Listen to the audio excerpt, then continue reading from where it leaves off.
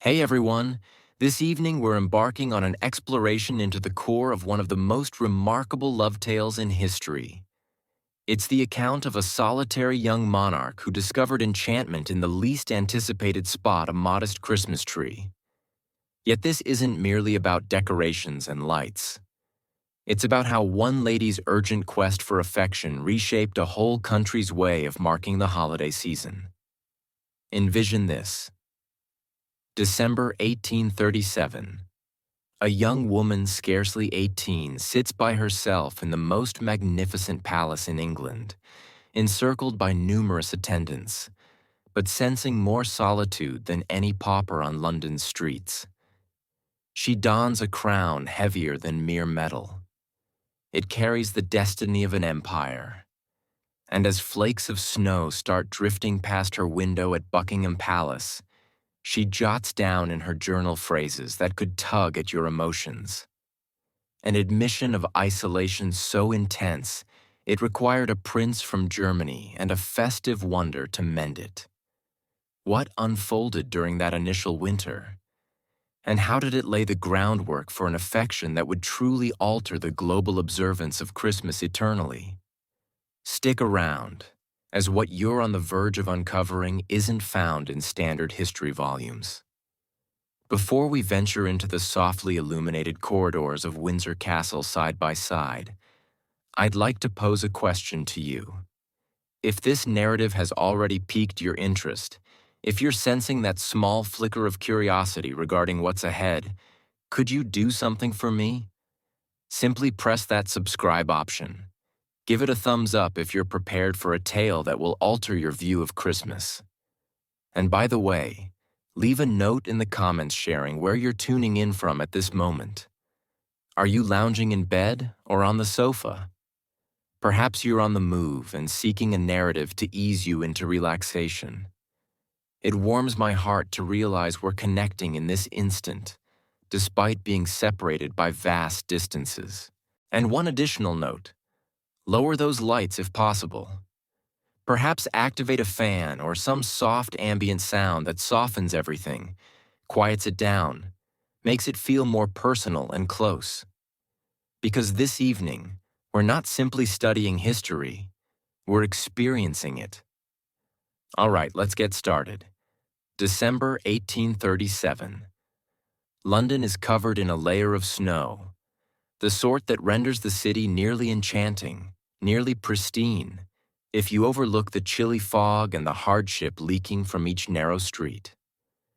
But within Buckingham Palace, in a space brightened by numerous candles flickering off thick velvet drapes, a young lady is seated at her desk for writing.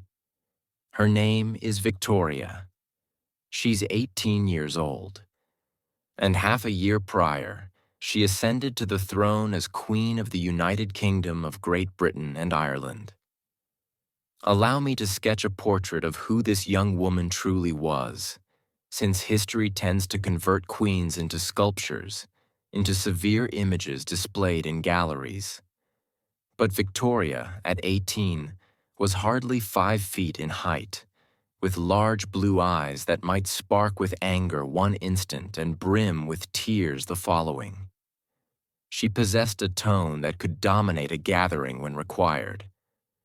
But privately, she remained simply a girl who'd never been permitted to act as a child. You see, Victoria's early years were akin to a bad dream cloaked in luxury and formality.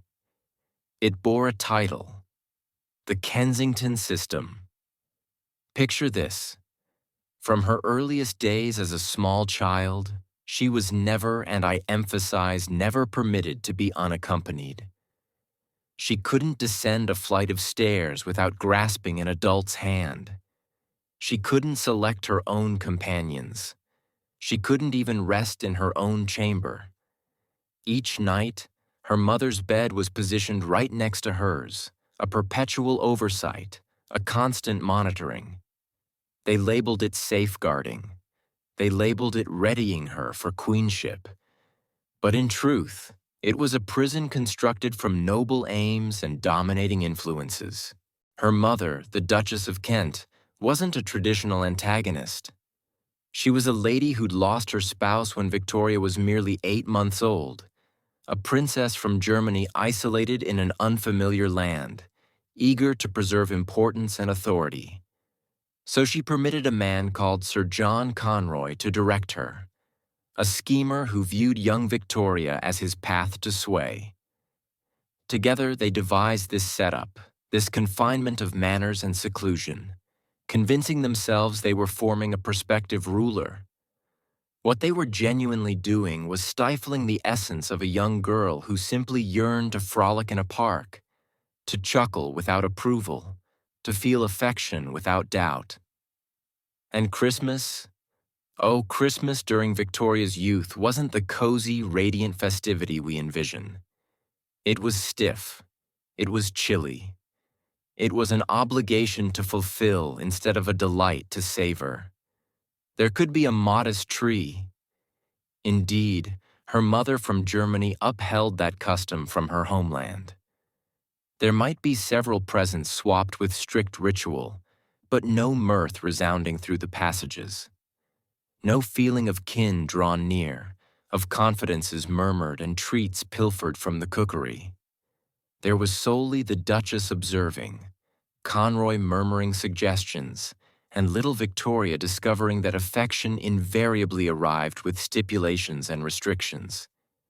Is it surprising, then, that upon her eventual liberation, when her uncle King William IV passed on June 20th, 1837, and that crown settled upon her brow, Victoria's initial demand was for her own sleeping quarters?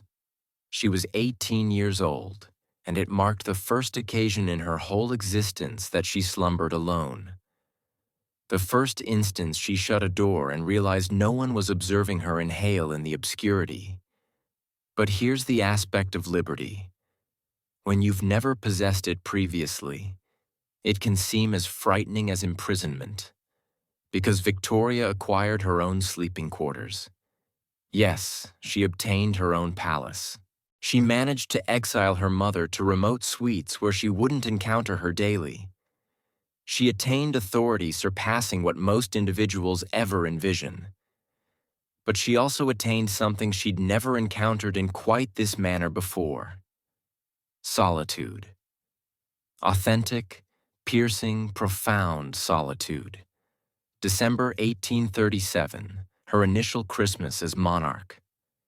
And Victoria is positioned in Buckingham Palace, surrounded by officials old enough to be her grandparent, by attendants who curtsy but never truly perceive her, by nobles who grin and plot and weigh each phrase they utter to her. She has Lord Melbourne, her prime minister, who treats her kindly in his manner, a paternal presence who offers guidance and steadies her grasp when the crown's burden feels overwhelming. But even he cannot fully comprehend her experience.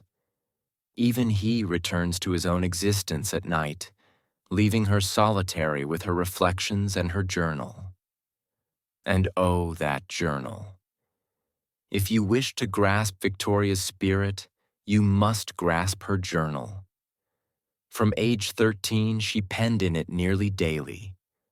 Not the arid governmental notes you might anticipate from royalty, but unfiltered, sincere, passionate expressions. She documented all: what she donned, what she consumed, who irritated her, who amused her. And within those entries, you can observe the authentic Victoria, the girl beneath the crown, the person urgently attempting to comprehend a world that granted her all except what she craved most: to be sincerely, unconditionally cherished. That initial Christmas of her rule, she describes the events with a sort of remote courtesy. There is a tree, since her mother always included one. There are presents traded. There is a meal with all the appropriate courses. But you can discern the gaps, can you not? You can sense the void, the mechanical progression, the notion that Christmas is merely another occasion where she must enact the role of queen, where she must smile and affirm and feign that all this splendor fills the empty space in her core. Now let me provide some background here because this is crucial for comprehending just how groundbreaking things are poised to turn. In 1837, Christmas in England wasn't the enormous cultural event it is nowadays. I mean, certainly folks observed it. There were religious services, there were distinctive meals, there were ancient customs involving greenery and carol singing. But it wasn't the grand family-oriented gift-exchanging tree-adorning spectacle we know now. In fact, Christmas had only lately regained status as a public holiday. For quite some time, especially during the Puritan period in the 17th century, Christmas had been outlawed in England. Can you picture it? They deemed it too Catholic, too excessive, too centered on worldly delights rather than spiritual restraint. So for many years, observing Christmas was actually unlawful. It wasn't until the monarchy's restoration that the holiday staggered back into English existence. But even then, it was a mere shadow of its medieval form. By the time Victoria ascended the throne, Christmas was someplace in the middle recognized, but not especially distinctive. The laboring classes might receive a day off. Affluent households might enjoy a fine meal, but it wasn't the highlight of the year. It wasn't enveloped in the cozy sentimental emotions and commercial rush we link with it now. It definitely wasn't a period when the entire country appeared to halt and recall what truly counted. And for Victoria individually, Christmas was simply another prompt of what she'd never truly possessed, a joyful, ordinary family. She notes in her journal during that era, and I'm rephrasing here, but the feeling is utterly evident, that Christmas wasn't a cherished, joyful occasion for her as a child. There was no warmth in it, no security, no sense of belonging to something greater than herself that loved her for who she was instead of what she symbolized. Ponder that for an instant. Here is a girl who's just been entrusted with the most influential throne on earth. She can direct armies. She can enact laws. Her likeness will appear on every coin in the domain. But she cannot direct someone to truly love her. She cannot legislate herself into a feeling of belonging. And as the snow descends on that December evening in 1837, as she gazes out at London extending before her in all its gaslit splendor, she feels more isolated than ever in her life. But here's what renders this narrative so lovely, so profoundly human. Victoria doesn't realize it yet, but transformation is approaching. In 2 years, all will differ. A young gentleman with soft eyes and a solemn demeanor will enter Windsor Castle, and Victoria's meticulously managed world will fragment into something chaotic and marvelous and more authentic than anything she's ever experienced. But we're not at that point yet. Currently, we're in this instant with this solitary girl queen attempting to determine how to be both mighty and human, both ruler and someone who simply desires to be embraced. Let me describe the type of Christmas Victoria knew in those early times. The palace would be adorned, but in a subdued, formal fashion. Evergreen branches might be hung over fireplaces. That was an ancient custom, introducing greenery indoors during winter as a sign that life endures even in the bleakest, coldest months. Holly and ivy, remnants of pagan festivities that Christianity had incorporated over the ages. But it was all executed with such formality, such rigid compliance to what was appropriate and anticipated. The cuisine would be intricate naturally. When you're the Queen of England, you don't consume simple fare. There would be several courses, each a masterpiece of Victorian extravagance, soups and fish and roasted meats and game pies.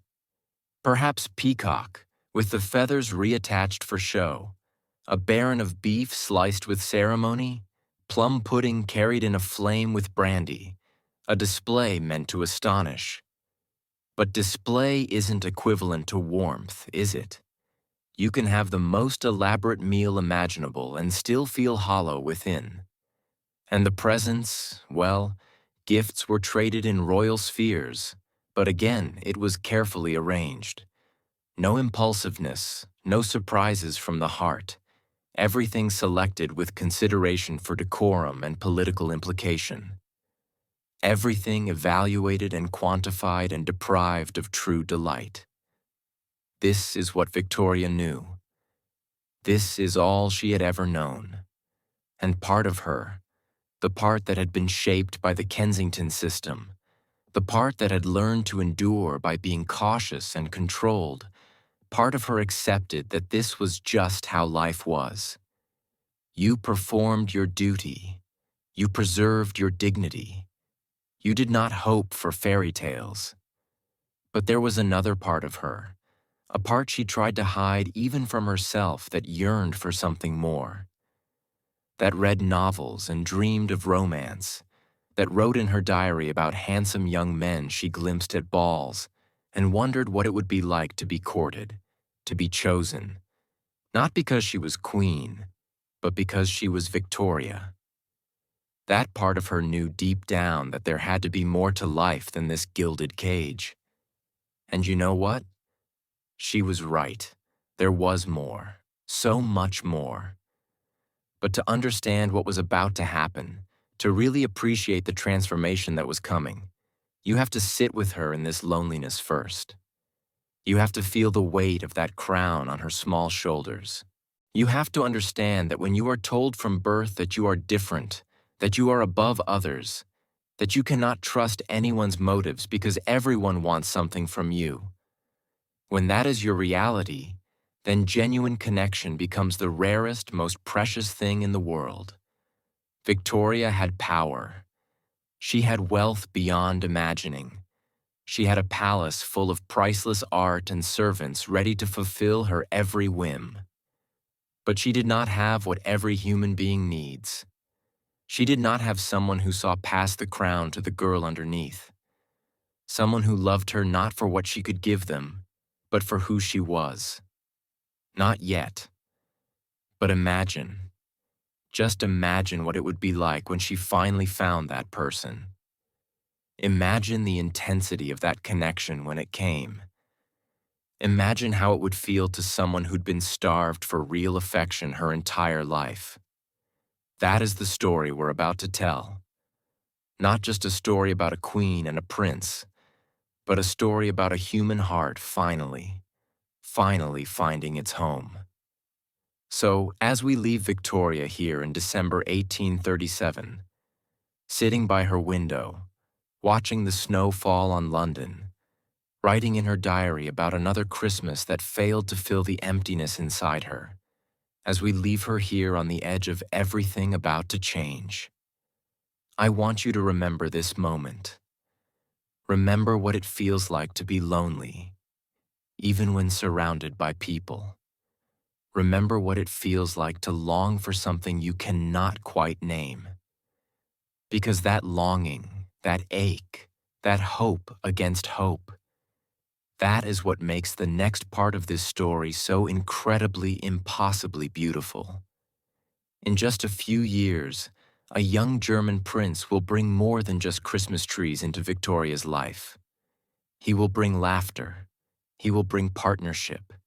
He will bring a kind of love so deep, so genuine, so transformative that it will change not just Victoria, but an entire nation's understanding of what Christmas could be, what family could be, what love could be.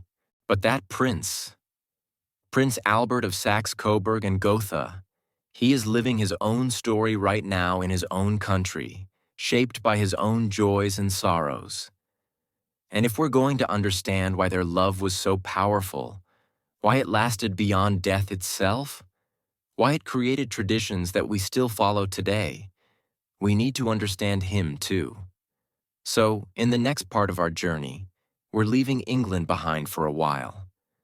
We're traveling to Germany to a small duchy where a serious young boy is growing up surrounded by Christmas magic. The real kind. The kind that comes from family and tradition and genuine warmth. We're going to meet Albert before he ever dreamed he would be a prince consort. Back when he was just a boy who loved philosophy and music and those glittering candle-lit Christmas trees that his father brought into their home each December. Because here is the thing.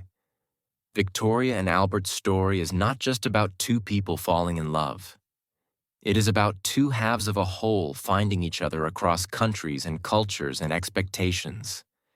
It is about how sometimes the person who can heal your deepest wounds is the one who carries their own scars, who understands loneliness from the inside, who has also been searching for home. So take a deep breath. Let this image settle in your mind. Young Victoria alone in her palace, not knowing that her salvation is already out there, growing up under different stars, preparing to walk into her life and change everything. The loneliest winter is almost over. The love story of a lifetime is about to begin. And trust me, what comes next is more beautiful than you can possibly imagine.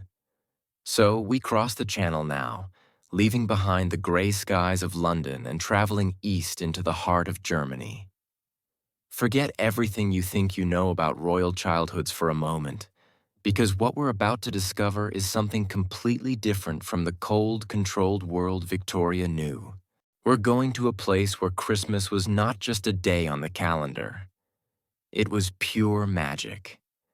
Where candles glowed on evergreen branches. Where the smell of gingerbread filled entire rooms. Where a little boy with serious eyes learned that love could be warm, tangible, and wrapped in traditions that had been passed down for generations. This is the story of Albert, Prince Albert of Saxe-Coburg and Gotha. And if you want to understand why his love would eventually heal Victoria's wounded heart, why he would transform Christmas for an entire empire, you have to start here. In the snow-covered Duchy of Coburg, in a castle that looked like something out of a fairy tale, where joy and heartbreak lived side by side, shaping the man who would one day be called the love of Victoria's life. Are you still with me? Good, because this part of the story is going to surprise you. August 26th, 1819. 3 months before Victoria was born, a second son came into the world at a place called Schloss Rosenau, Rosenau Castle. Imagine it if you can. A Renaissance palace sitting in the Thuringian hills, surrounded by forests so thick and green they seemed almost enchanted. Towers reaching toward the sky, gardens that in summer burst with roses, hence the name Rosenau, the place of roses. And in winter, when snow blanketed everything, it became the kind of scene you would find on a Christmas card, the kind that makes you believe in magic. This was where Albert was born, not in some sterile, formal royal apartment, but in a home that still felt like a home despite being a palace. His father was Ernest the First, Duke of Saxe-Coburg-Saalfeld. Quite a mouthful, right? And his mother was Princess Louise of Saxe-Gotha-Altenburg. 2 German royals from minor houses, nowhere near the power and prestige of the British throne, but noble nonetheless. Old blood, old traditions, old ways of doing things that stretched back centuries. Albert was the younger of 2 boys. His brother, also named Ernest, was born just a year earlier, and from the very beginning there was something different about little Albert, something quieter, more thoughtful. While his brother was boisterous and energetic, Albert was the one who would sit and study things, really study them. The way light filtered through leaves, the pattern of frost on a window, the mechanics of how things worked. But here is what you need to understand about Albert's early childhood. For the first few years, it was genuinely happy. Not perfect. No childhood is perfect, but filled with the kind of warmth that Victoria never knew. His mother, Princess Louise, adored her boys. She would play with them, read to them, sing to them. She was not a distant formal figure who only appeared at scheduled times. She was present. She was loving. And she brought her own German traditions into their home with a kind of joy that was infectious. And oh, those German Christmas traditions. This is where it all begins. You see, this is where the seeds were planted that would eventually grow into the Christmas we celebrate today. In Germany, particularly in the regions where Albert grew up, Christmas was not some stiff formal affair. It was Weihnachten, a word that even sounds warm when you say it. It was a time when families came together, when homes were transformed into wonderlands of light and scent and anticipation. And at the center of it all was the Tannenbaum, the Christmas tree. Now, I know what you're thinking. Christmas trees feel so universal now, so obviously a part of the holiday that it's hard to imagine a time when they were exotic and foreign. But trust me, in the early 19th century, if you were in England and someone suggested bringing an entire tree inside your house and decorating it, people would look at you like you had lost your mind. Trees belonged outside. Why would you bring one into your parlor? But in Germany, this tradition went back centuries. There are records of decorated Christmas trees in Germany as early as the 16th century. Guilds would set up trees decorated with apples, nuts, dates, and paper flowers. Families would bring evergreen trees into their homes as a symbol of life persisting through the dead of winter. And over time, the tradition evolved, became more elaborate, more magical. By the time Albert was a boy in the 1820s, the German Christmas tree was a work of art. Picture this. A fir tree, maybe 6 or 7 feet tall, brought into the main hall of the castle. And then the decorating would begin. Small wax candles carefully attached to the branches with little metal clips, dozens of them, so that when they were all lit, the entire tree glowed like a constellation of stars brought down to earth. Can you imagine the fire hazard? Can you imagine how carefully they must have watched those candles? But the effect must have been absolutely breathtaking, especially to a child. And then the ornaments, not the glass baubles we use today. Those came later. No, the ornaments of Albert's childhood were things you could eat. Gilded walnuts, their shells covered in gold leaf, hung on ribbons, gingerbread cookies cut into shapes, stars, hearts, little men decorated with icing and sugar pearls.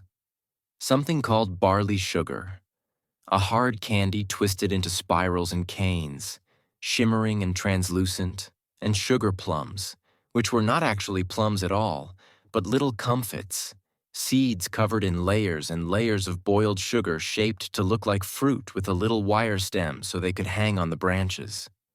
Think about what that means for a moment. The Christmas tree was not just beautiful, it was delicious.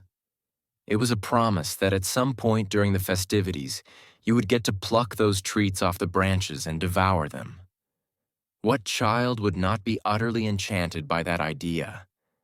And the smell. Oh, the smell must have been intoxicating. Fresh pine from the tree itself mixing with the warm scent of baking gingerbread from the kitchens. The sweet tang of candied fruits.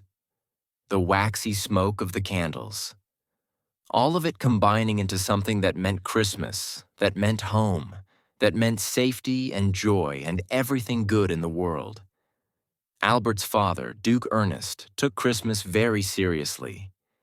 He was a complicated man. We will get to that. But in this, he gave his son something precious. Every year, he would personally oversee the selection of the tree. It had to be perfect. The right shape, the right height, the right fullness of branches, and then he would supervise its decoration, making sure everything was just so. This was not a task delegated to servants.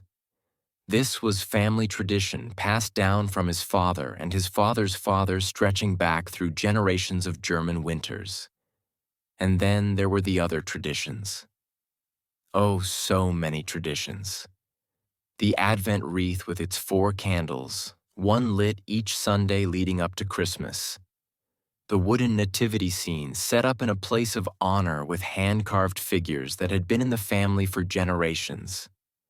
The singing of carols not just in church but at home gathered around the piano. Voices blending in harmony and St. Nicholas. This is important. On December 6th, St. Nicholas Day, German children would be visited by St. Nicholas himself, or rather someone dressed as him, a tall, imposing figure in bishop's robes, carrying a staff and a sack. And he would ask the children if they had been good, if they had obeyed their parents, done their lessons, been kind to others, and if they had been good, they would receive treats, apples, nuts, gingerbread. But if they had been naughty, well, St. Nicholas traveled with a companion called Knecht Ruprecht, who carried switches and would threaten to punish bad children. Can you imagine how terrifying and thrilling this must have been for a young child?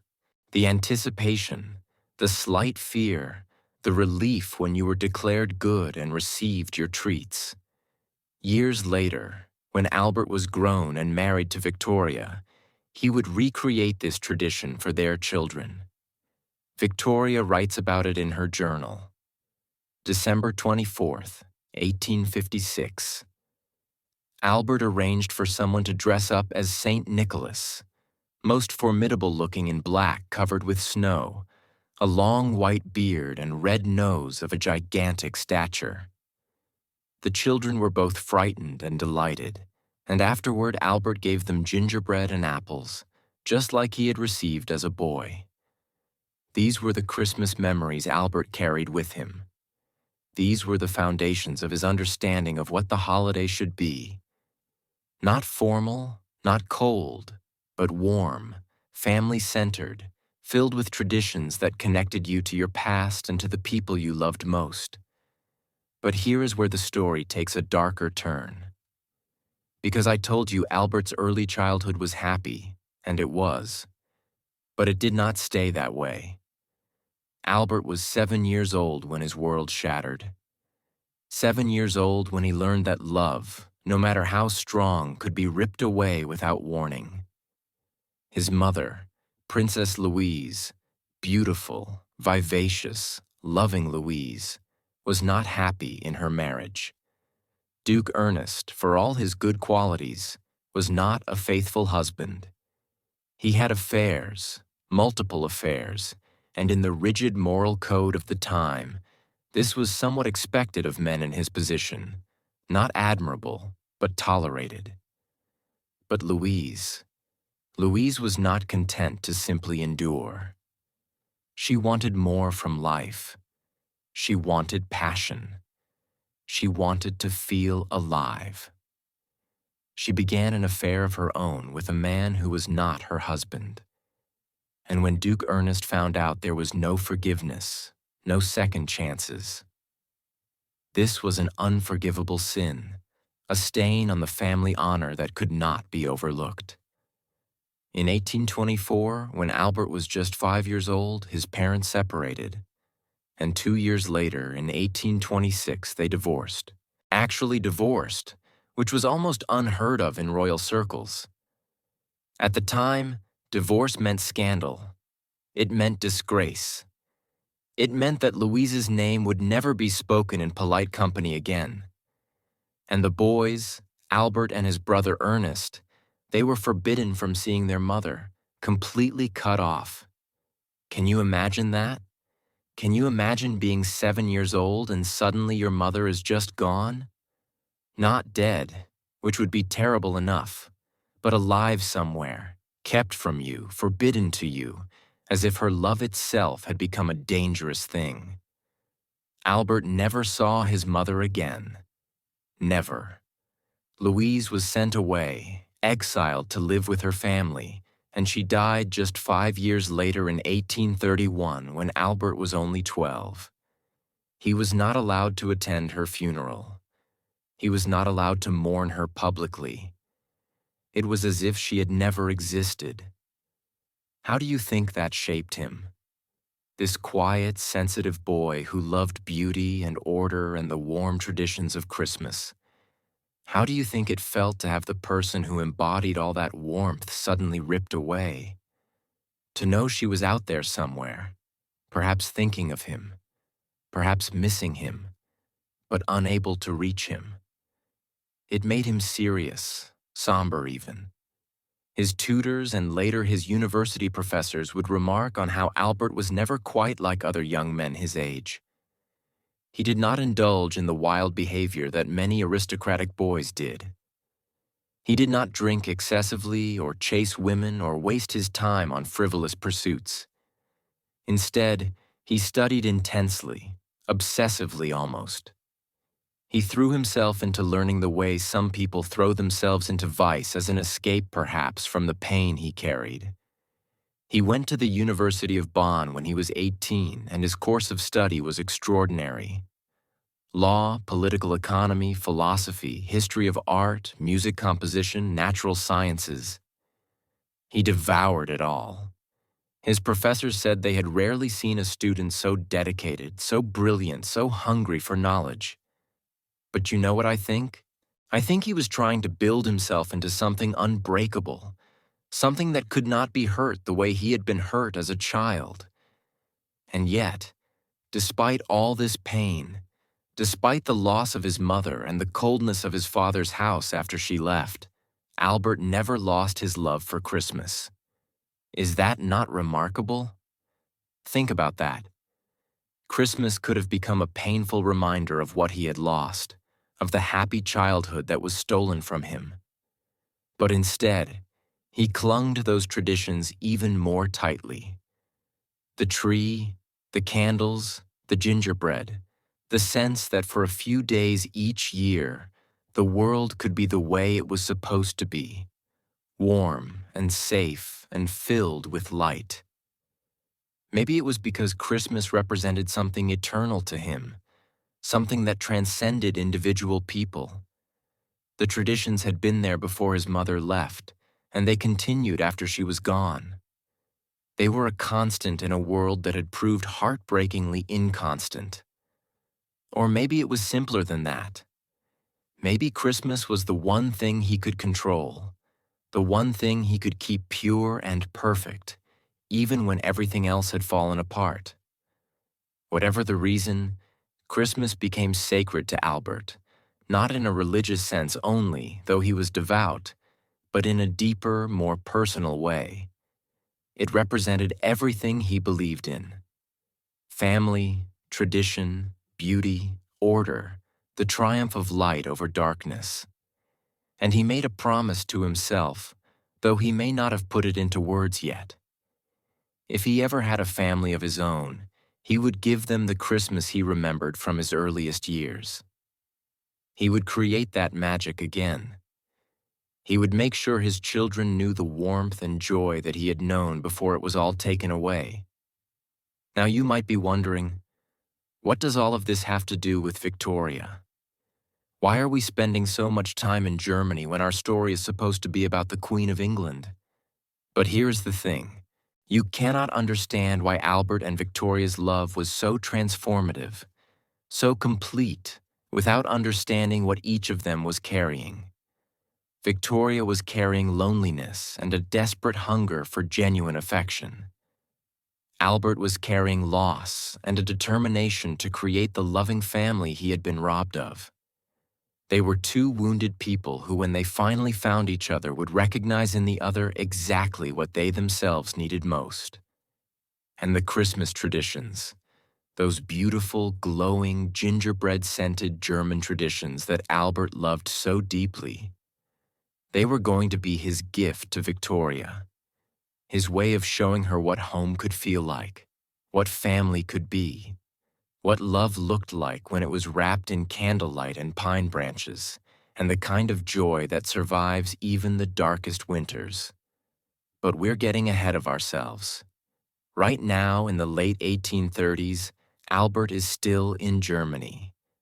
He's a serious young man in his late teens, studying at university, preparing for a future he cannot quite see yet. He knows vaguely that his uncle Leopold, who is now the King of Belgium, has some idea about matching him with his cousin Victoria, the Queen of England. But that seems distant, unlikely, almost absurd. Why would the Queen of the most powerful empire in the world want him? He is from a tiny duchy. He has no real political power.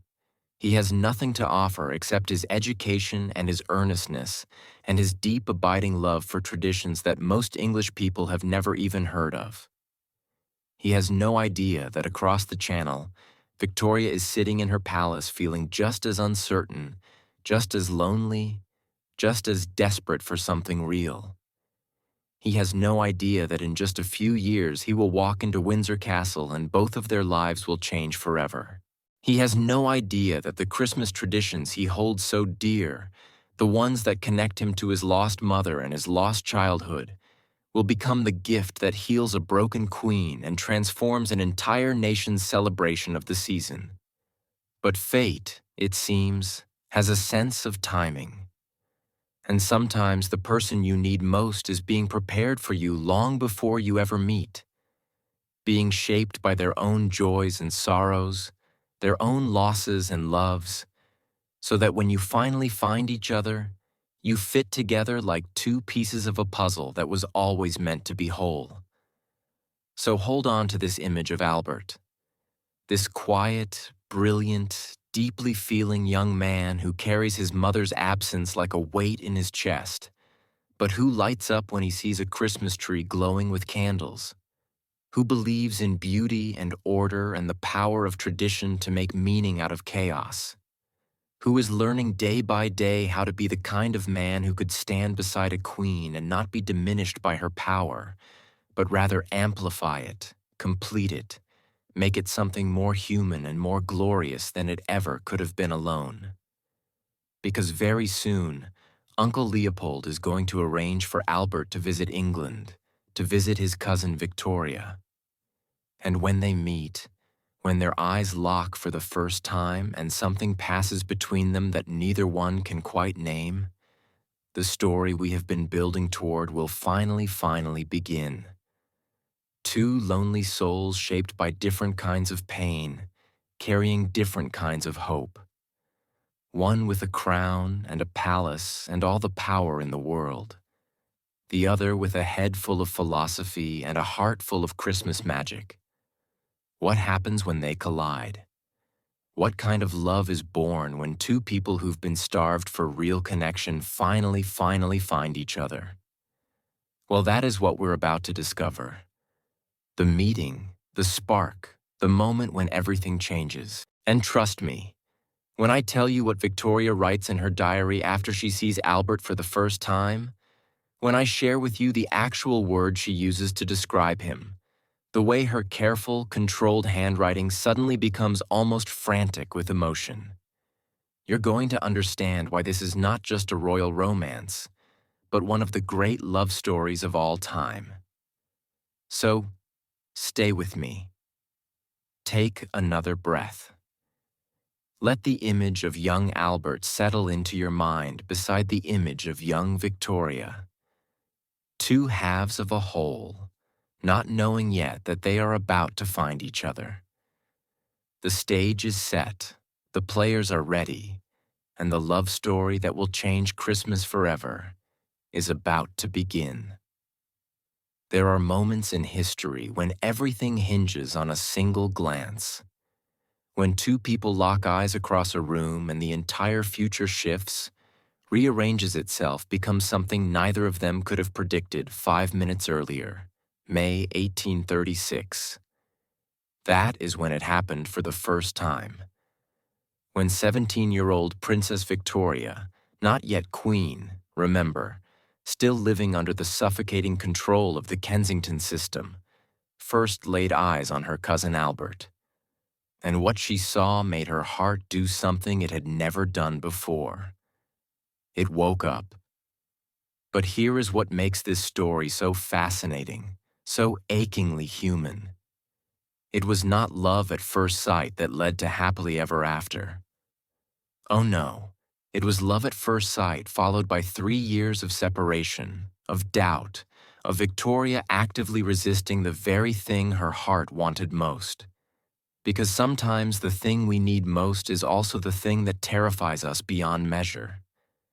And for Victoria, the idea of love meant surrendering control, and control was the only thing that had kept her sane through her imprisoned childhood.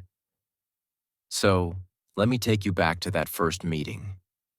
Let me show you exactly what happened when these two wounded souls finally came face to face. Because this is where everything begins. This is where the Christmas miracle starts to take shape, even though no one realizes it yet.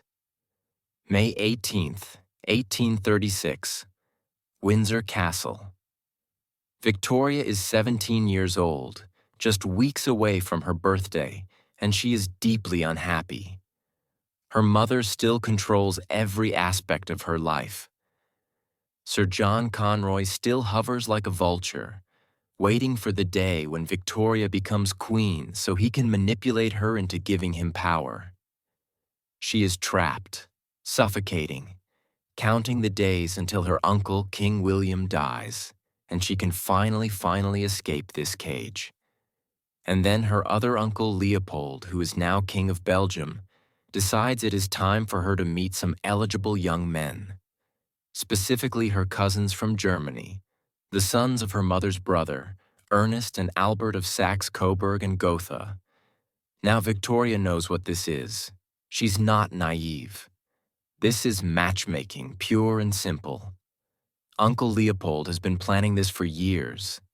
He wants to unite the British throne with his own German family.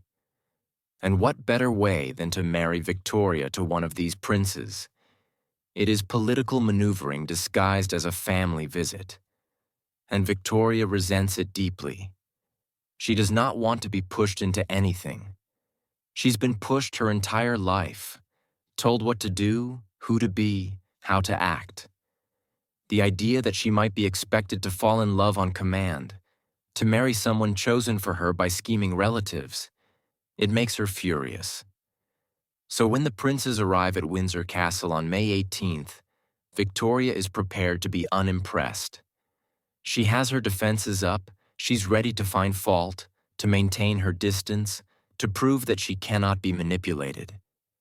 And then Albert walks in. Years later, people would say that Albert was not classically handsome, that his nose was a bit too long, his expression too serious, his demeanor too formal. But on that day in May 1836, 17-year-old Victoria did not see any of that. What she saw made her breath catch in her throat. She writes about it in her diary that very night.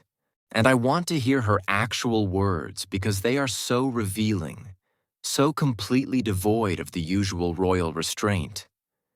She describes Albert as extremely handsome.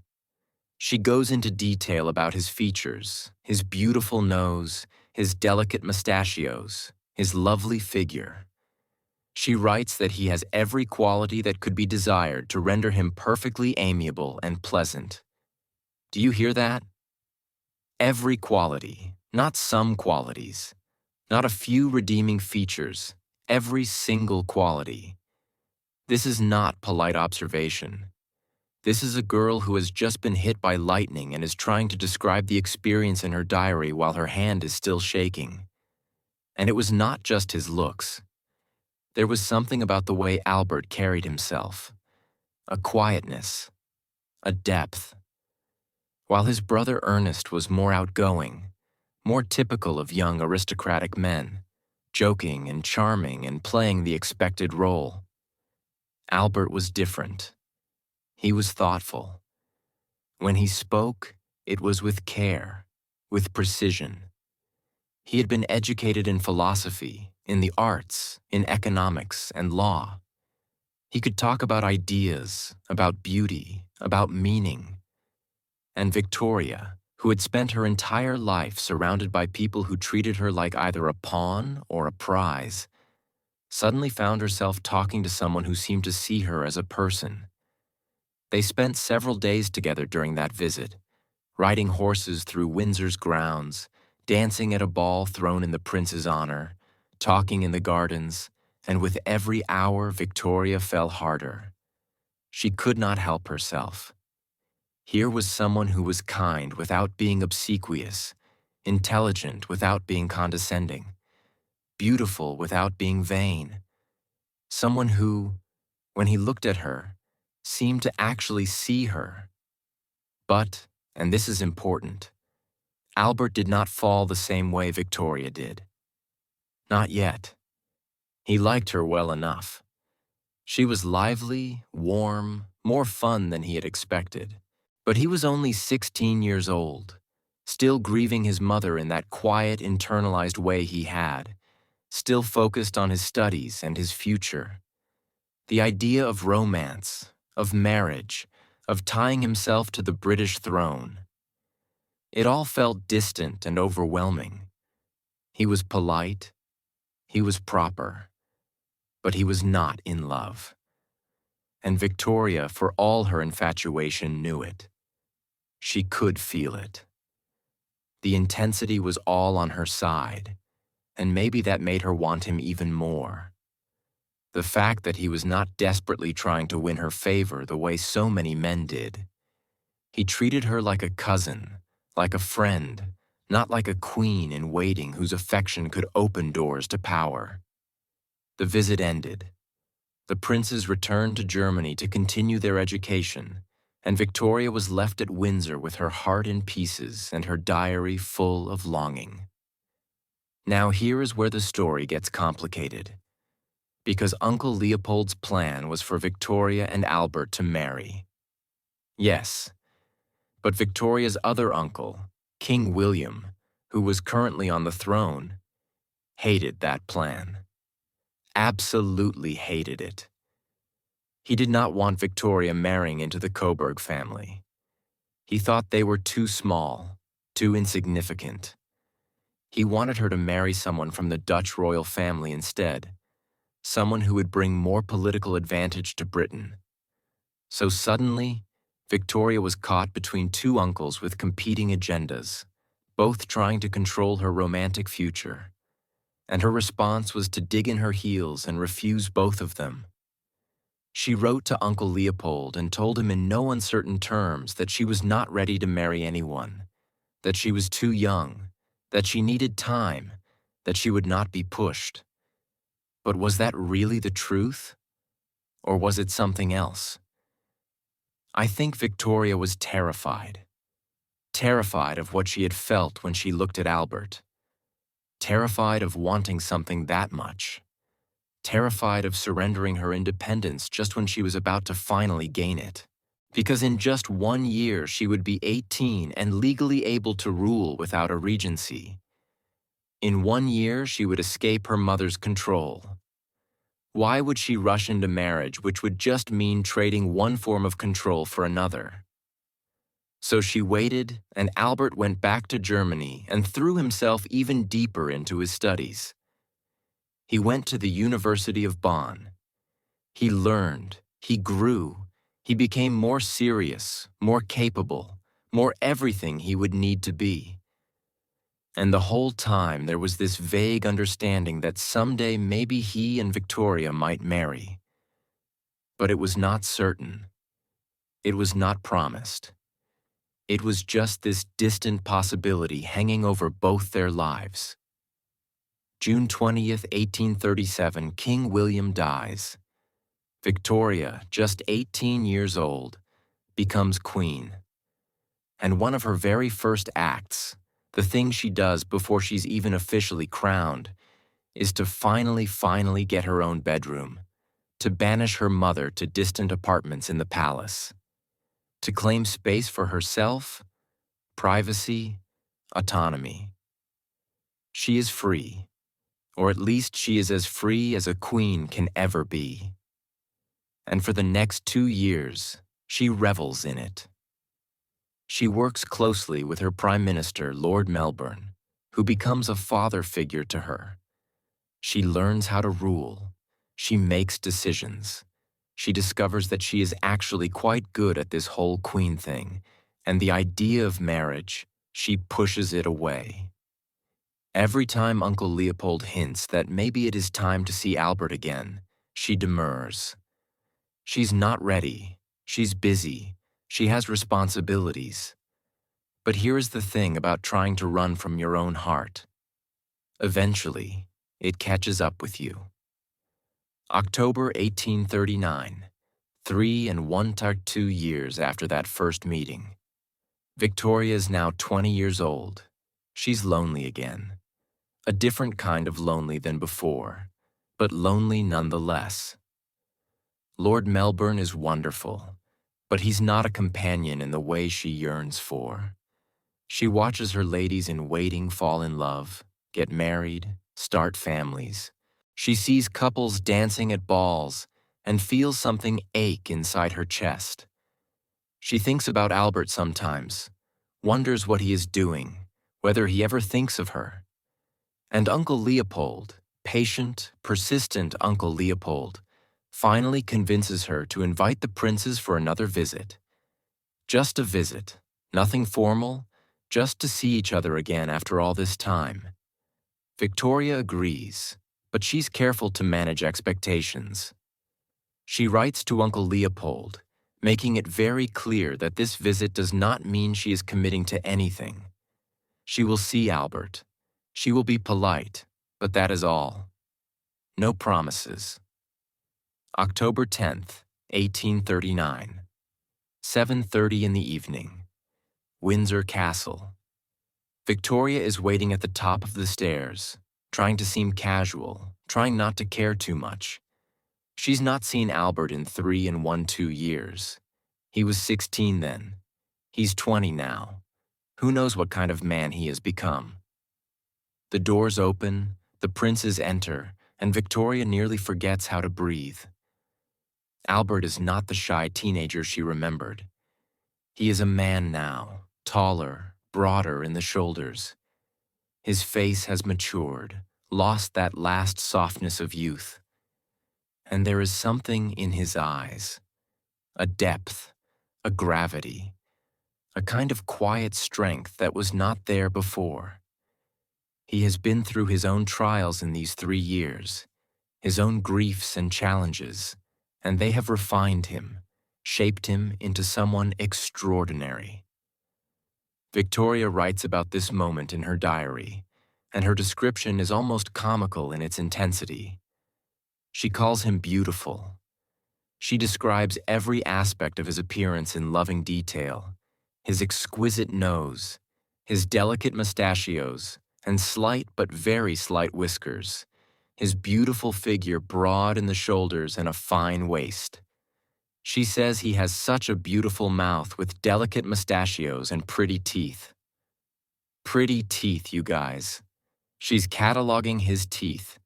This is not a woman who is feeling mild interest. This is a woman who has been struck by a thunderbolt and is desperately trying to inventory all the reasons why. But more than his appearance, there is something else. The way he looks at her, the way he talks to her. In the 3 years since they last met, Albert has become everything she needs.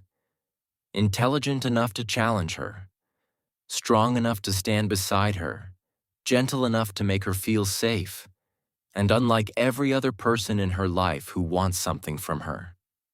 Power, influence, access, Albert wants nothing. He is here because his uncle asked him to come. If Victoria sends him away, he will go back to Germany and continue his life. He has no agenda, no scheme. He is just himself fully and completely.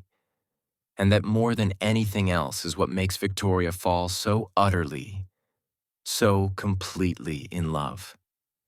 They spend the next few days together, walking, talking, dancing, and Victoria feels something she has never felt before: certainty. This is the person. This is the one. This is the man she wants to spend her life with. Not because Uncle Leopold arranged it, not because it is politically advantageous, but because when she is with Albert, she feels like herself, like she can finally be both queen and woman, both powerful and vulnerable, both ruler and human. But there is a problem, a significant problem. Victoria is the queen, and in the rigid protocol of the British monarchy, no one can propose to the queen. She outranks everyone, which means if she wants to marry Albert, she has to propose to him. Can you imagine that? In 1839, in a society where women, even queens, were expected to be passive in matters of the heart, where the very idea of a woman proposing to a man would be considered scandalous, Victoria has to be the one to ask. She has to put her heart on the line. She has to risk rejection in a way that no British monarch has ever had to risk before. October 15th, 1839. Just 5 days after Albert arrived, Victoria makes her decision. She summons Albert to her private room and she proposes. We do not know exactly what she said. The actual words are lost to history, but we know from her diary what she felt. She writes that it would make her too happy if Albert would consent to marry her. She describes how nervous she was, how her hands trembled, how she could barely get the words out. And Albert, beautiful, serious, deeply feeling Albert. He said yes. Of course he said yes. How could he not? He may not have fallen as quickly as Victoria did, but he had fallen. Somewhere in those 5 days, somewhere in the conversations and the glances and the moments of connection, he had realized that this woman, this powerful, passionate, complicated woman, was everything he had been looking for without knowing he was looking for it. They kissed, they cried, they held each other. And Victoria, who had spent her entire life being told what to do, who to be, how to act, finally felt free because she had chosen this. She had chosen him, and he had chosen her back. She writes in her diary that night, and her words are almost delirious with joy. Oh, how I adore and love him. I cannot say. Think about that exclamation point. Think about the abandon in those words. This is not the careful, controlled Victoria of the Kensington system. This is not the young queen who has spent 2 years proving she can rule alone. This is a woman in love fully and completely without reservation or doubt. They spend the next few months planning the wedding, and it is complicated. Of course, Parliament has to approve. There are negotiations about Albert's title, his income, his role. Some members of Parliament do not like the idea of the Queen marrying a foreign prince from a tiny German duchy. They offer Albert a smaller allowance than previous royal consorts received. They refuse to make him king. He will only be prince consort. There are political battles and public debates and all the usual mess that comes with royal marriages. But Victoria does not care. Let them argue about titles and money. She has Albert. She has his love, and that is all that matters. They exchange rings engraved with the date of their engagement. They write each other letters full of longing and promises, and they count the days until February 10th, 1840, when they will finally be married. But even in the midst of all this joy, all this anticipation, there is something else happening, something quieter, but just as important. Victoria is starting to learn about Albert's world, about his traditions, about the way he grew up celebrating Christmas with trees and candles and gingerbread. And she is enchanted because remember, Victoria's Christmases were never happy, never warm. But Albert talks about the holiday with such love, such reverence, such joy. and Victoria begins to imagine what it might be like to celebrate Christmas the way Albert describes, to have that magic in her own life, to create those memories with him. She does not know it yet, but this is the seed being planted. This is the beginning of the transformation. In just a few years, she and Albert will bring those German traditions to England. They will create a Christmas celebration that will capture the imagination of an entire nation. They will change how millions of people think about the holiday. But right now, in late 1839, they are just two people in love planning a wedding, dreaming about the future. Two wounded souls who have found each other and are discovering that together they can create something neither of them could have built alone. The proposal has been made. The engagement is official. The wedding is coming. And the love story that will change Christmas forever is finally on its way. So hold on to this moment. This feeling of anticipation, of joy, of two hearts finding their home in each other. Because what comes next is even more beautiful. The wedding itself, the dress that will start a global tradition, the vows that will bind them together through triumph and tragedy, the first years of marriage when they will learn how to be partners, how to navigate power and love, how to build the family they both yearned for. We're standing on the edge of something extraordinary. The lonely queen and the serious prince are about to become husband and wife, and the magic they will create together. The traditions, the love, the legacy will echo through history long after they are both gone. Can you feel it? The anticipation, the promise, the sense that something truly special is about to unfold. Good. Because the best part of this story is still ahead. February 10th, 1840. If you could travel back in time to London on that morning, you would see something extraordinary. 50,000 people lining the streets in the pouring rain. Not a gentle drizzle, mind you, but proper English rain. Cold, relentless, the kind that soaks through your clothes and chills you to the bone. And yet these people stand there packed shoulder to shoulder, craning their necks, waiting for hours just to catch a glimpse of something that will last mere seconds. A carriage passing by. A young queen in white. A German prince who most of them have never even heard of before. Why? What made them stand in that miserable weather? What made this wedding different from all the royal weddings that had come before it? I think it was hope. Pure, desperate, beautiful hope. Because for the first time in a long time, the British people were watching someone marry for love. Real love. Not a political arrangement disguised as romance. Not a marriage of convenience between strangers who had learned to tolerate each other, but actual, genuine, head-over-heels, diary-writing, hand-trembling love. And in 1840, in a world where most marriages, royal or otherwise, were transactional, where women especially had little say in who they married or how they lived, the idea that their young queen had chosen her own husband, had proposed to him herself, had followed her heart instead of political necessity, well, that was revolutionary. That was something worth standing in the rain for. So, let me take you there. Let me show you exactly what happened on the day that changed everything. Because this wedding was not just about two people joining their lives. It was about creating traditions that you and I still follow today without even realizing where they came from.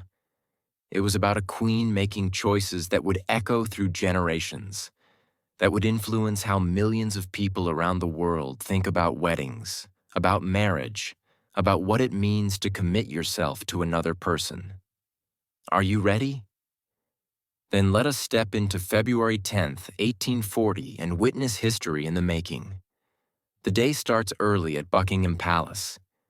Victoria has barely slept. How could she? This is the day she's been dreaming about since that moment in October when Albert said yes. The day when she stops being just a queen and becomes a wife.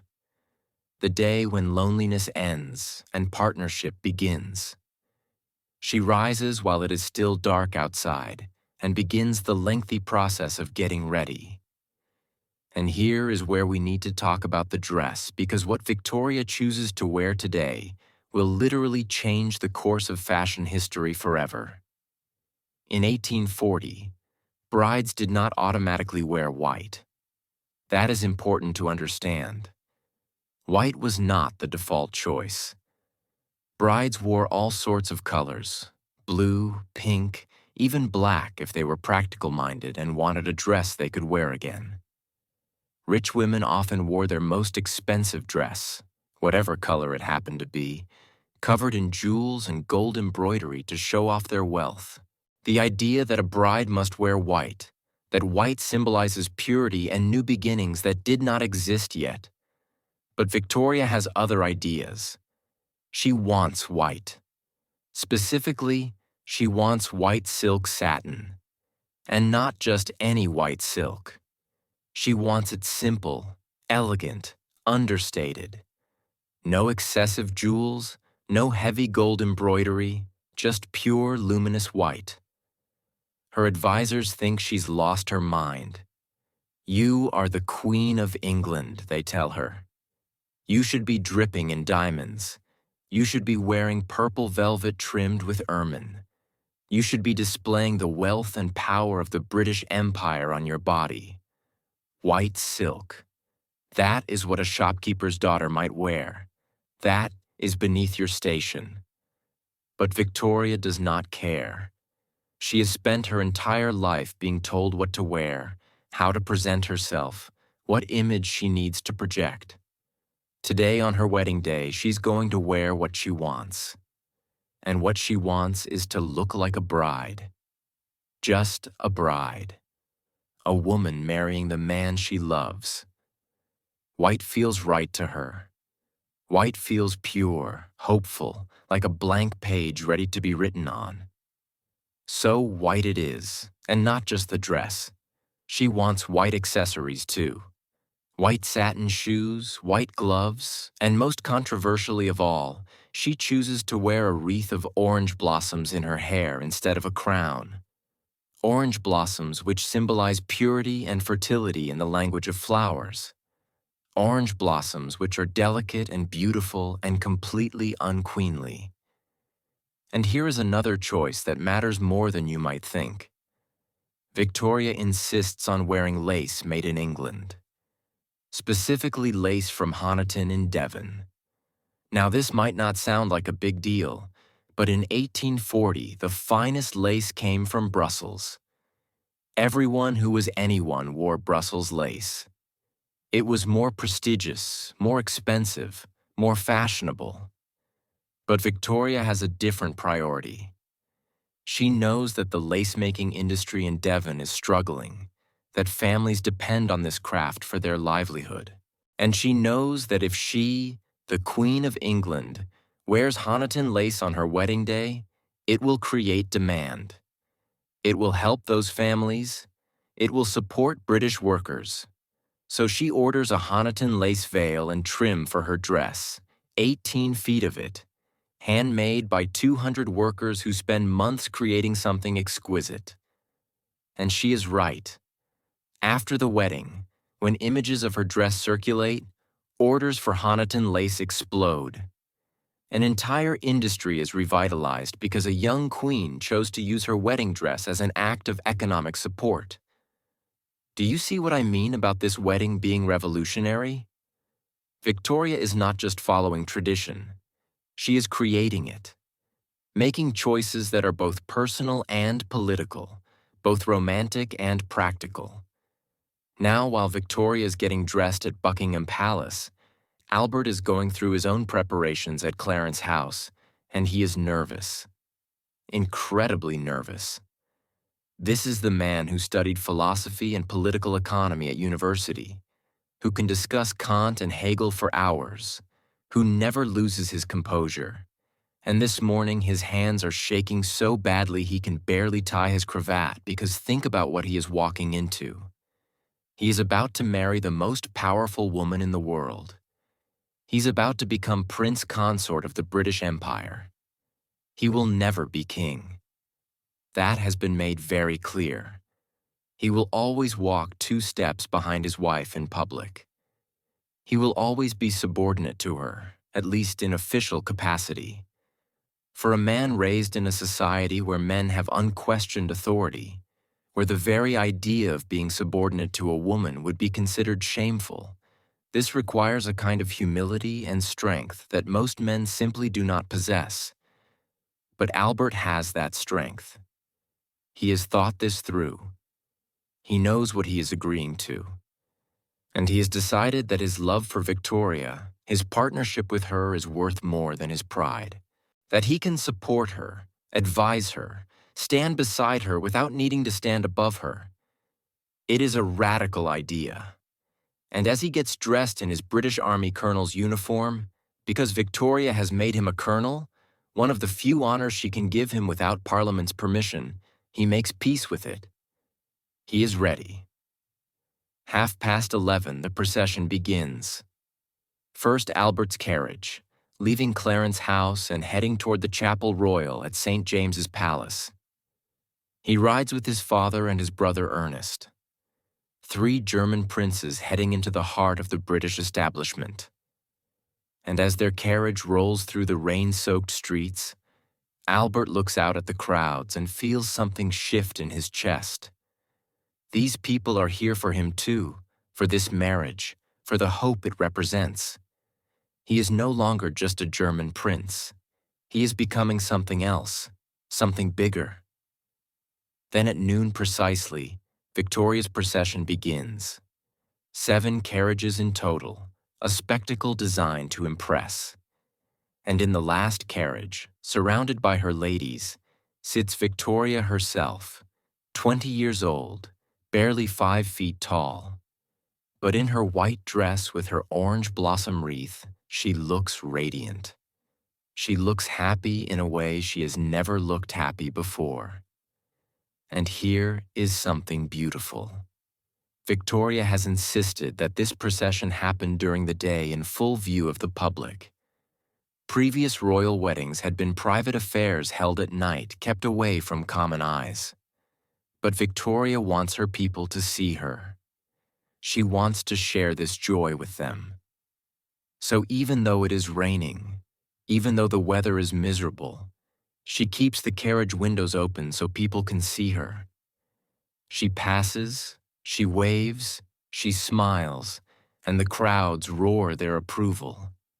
50,000 people in the rain, and they are cheering. They are throwing flowers. They are crying with happiness for a young queen who has found love. Can you imagine that? Can you imagine being Victoria in that moment, hearing that sound, feeling that outpouring of genuine affection? She arrives at St. James's Palace, steps out of the carriage, and now comes the walk to the Chapel Royal. She's surrounded by her 12 bridesmaids, all dressed in white like her, all wearing white roses in their hair. It is a vision in white, a river of silk and lace flowing through the palace corridors. The Chapel Royal is small by royal standards. Only about 300 people fit inside, but it is packed with everyone who matters in British society. Peers of the realm, foreign dignitaries, government ministers, all of them dressed in their finest, all of them watching as Victoria enters. And there at the altar is Albert, looking so handsome in his uniform that Victoria almost stops breathing when she sees him. Their eyes meet, and in that moment, nothing else exists. Not the 300 people watching, not the rain outside, not the weight of empire or the burden of crown. Just 2 people who love each other, about to promise themselves to each other for life. The ceremony begins. The Archbishop of Canterbury presides. The words are traditional. the ones used in Anglican weddings for generations. But when Victoria speaks her vows, she does something that causes a ripple of whispers through the chapel. She promises to obey Albert, the Queen of England, the woman who rules an empire, the person who outranks everyone in this room, including her soon-to-be husband. She promises to obey him. Think about that choice. She does not have to include that word. No one would dare criticize the Queen for omitting it, but Victoria includes it anyway. Why? I think because she wants to draw a distinction between her public role and her private one. In public, she is queen, and Albert is her consort. But in private, in their marriage, she wants to be just a wife. She wants to create a space where she can surrender control, where she can lean on someone, where she can be vulnerable and protected and small. And the vow to obey is her way of creating that space. It is controversial even then. Some people think it is beautiful, the Queen humbling herself for love. Others think it is disturbing. What does it say about women's rights if even the Queen promises obedience? But Victoria does not care about the debate. She knows what she wants. And what she wants is to give Albert authority in their private life, even if she must keep it in public. The vows are exchanged. The rings are blessed and placed on fingers. And then finally, the Archbishop pronounces them husband and wife.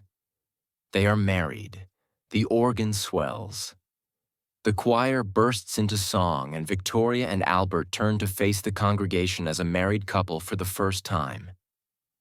They walk back down the aisle together, and Victoria writes later in her diary about this moment, about how she could not stop smiling, about how Albert kept looking at her with such tenderness that she thought her heart would burst, about how the whole thing felt like a dream, like something too beautiful to be real. The procession back to Buckingham Palace is even more jubilant than the one to the chapel. The rain has lessened. The crowds are energized by the sight of the newlyweds. People are throwing flowers, shouting congratulations, singing. And Victoria, sitting beside Albert in the carriage, feels something she has never felt before. Completeness, wholeness, like a puzzle piece that has finally found where it belongs. They arrive at Buckingham Palace. There is a wedding breakfast, of course, an elaborate meal with the cake, toasts, all the formal requirements. But Victoria can barely eat. She's too excited, too overwhelmed, too desperate to just be alone with Albert. And here is what makes me love Victoria's humanity. She writes about the wedding night in her diary, not in explicit detail, of course. This is 1840 after all, but with such joy, such abandon, such utter happiness that you cannot help but smile while reading it. She writes, and I want to quote this exactly because it is so revealing. I never spent such an evening. My dearest, dear Albert, his excessive love and affection gave me feelings of heavenly love and happiness I never could have hoped to have felt before. Do you see those capital letters, those exclamation points? This is not the careful, controlled queen writing in her official capacity. This is a woman absolutely overwhelmed with happiness. A woman who has spent her entire life lonely and afraid, and now suddenly finds herself loved beyond measure, desired, cherished, safe. She describes Albert as sweet and gentle. She talks about how they lay on the sofa together, how he held her, how they talked and laughed and just existed in each other's presence. And she keeps repeating how happy she is, how this is the happiest day of her life, how she never imagined it could feel like this. The next morning, they're supposed to leave for Windsor Castle for a brief honeymoon. Just 2 days. That is all Victoria will allow herself to be away from her duties. 2 days to be just a wife instead of a queen. And even that feels almost scandalous to her advisors. 2 whole days away from London. What if something happens? What if she is needed? But Victoria insists she wants this time with Albert. She needs it. And so they go to Windsor. And for 2 precious days, they exist in a bubble, walking in the gardens, talking for hours, learning each other's rhythms, each other's habits, beginning to build the partnership that will sustain them through everything that comes next. And what does come next? Well, the wedding might be over, but the transformation is just beginning. Because now that Victoria and Albert are married, now that he is officially part of the royal household, Albert is going to start influencing how things are done. He is going to bring his German traditions into English court life. He is going to introduce ideas about family, about celebration, about what makes a home truly a home. And the most visible, the most lasting of these changes, the ones that will affect not just Victoria's household, but eventually the entire English-speaking world. Those changes center on Christmas, on how to celebrate it, how to make it magical, how to transform it from a minor religious holiday into the family-centered, gift-giving, tree-decorating celebration we know today. But that transformation does not happen overnight. It happens slowly over the course of their first years of marriage. It happens as Albert carefully, lovingly brings Victoria into his world. As he shows her what Christmas can be when it is done with intention and joy. As he creates for her the warm, loving family Christmases that she never had as a child. So, our story is about to shift gears. We have seen the lonely queen and the serious prince. We have seen them fall in love. We have seen them marry in a ceremony that created traditions still followed around the world. Now we're going to see them build a life together. We're going to see their first Christmas as a married couple.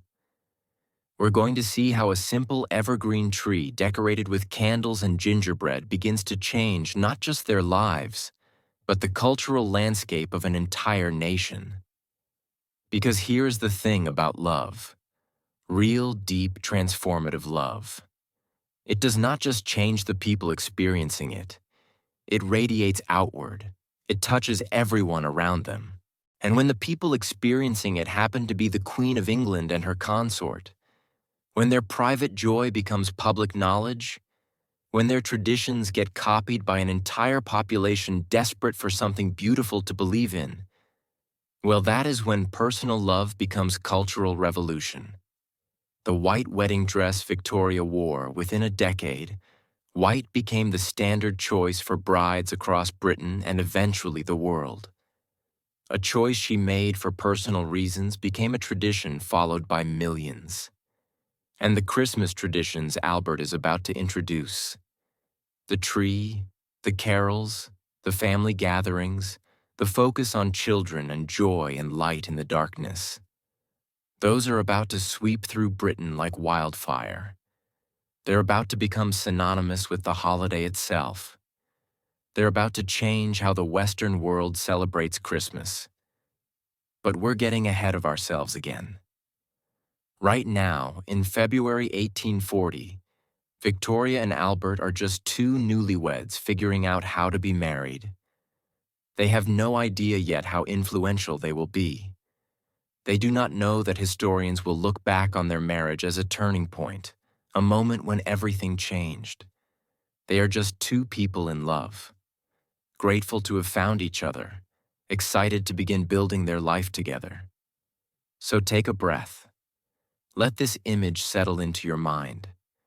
Victoria in her white dress creating a tradition that endures. Albert in his uniform promising to stand beside the most powerful woman in the world. Two wounded people who found healing in each other. Two halves of a whole finally united. The wedding is over. The marriage has begun. And the magic, The real, lasting, transformative magic that will change Christmas forever is about to unfold. Their first Christmas together is coming. The traditions Albert learned as a child are about to be introduced to Windsor Castle. And Victoria, who has never known a truly happy Christmas in her life, is about to discover what the season can be when it is celebrated with love. Winter arrives at Windsor Castle with a kind of cold that seeps into stone walls and makes even the grandest rooms feel drafty and gray. But inside the royal apartment, something new is happening. Something that has never happened at Windsor before. At least not in living memory. Albert is planning Christmas. And when I say planning, I do not mean in the distant, delegated way royalty usually handles such things.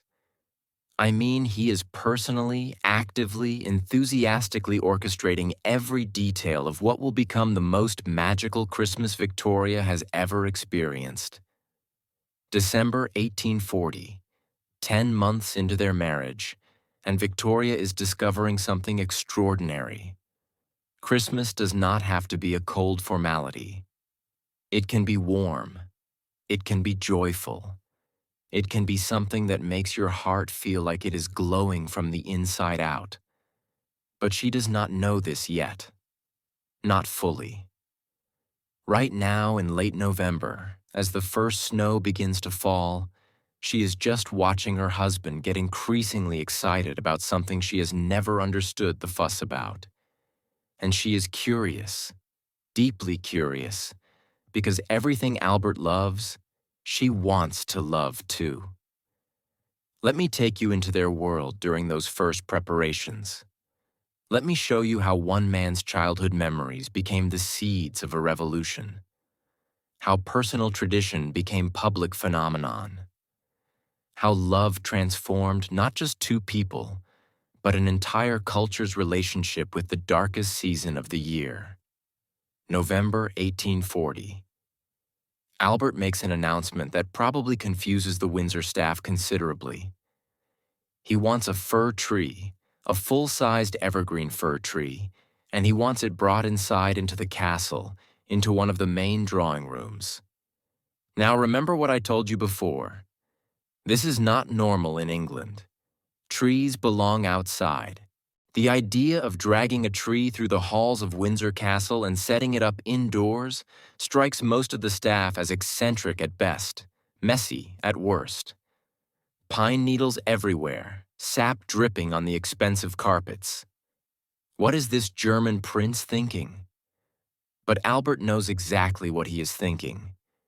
He is thinking about Rosenau Castle, about being 7 years old and watching his father select the perfect tree from the forest, about the smell of fresh pine filling the halls, about the way candlelight transforms ordinary branches into something magical. He's thinking about his mother, even though thinking about her still hurts after all these years. About how she would smile when the tree was finally decorated and all the candles were lit. About how for a few precious hours each Christmas, everything felt right in the world. He wants to give that to Victoria, that feeling, that magic.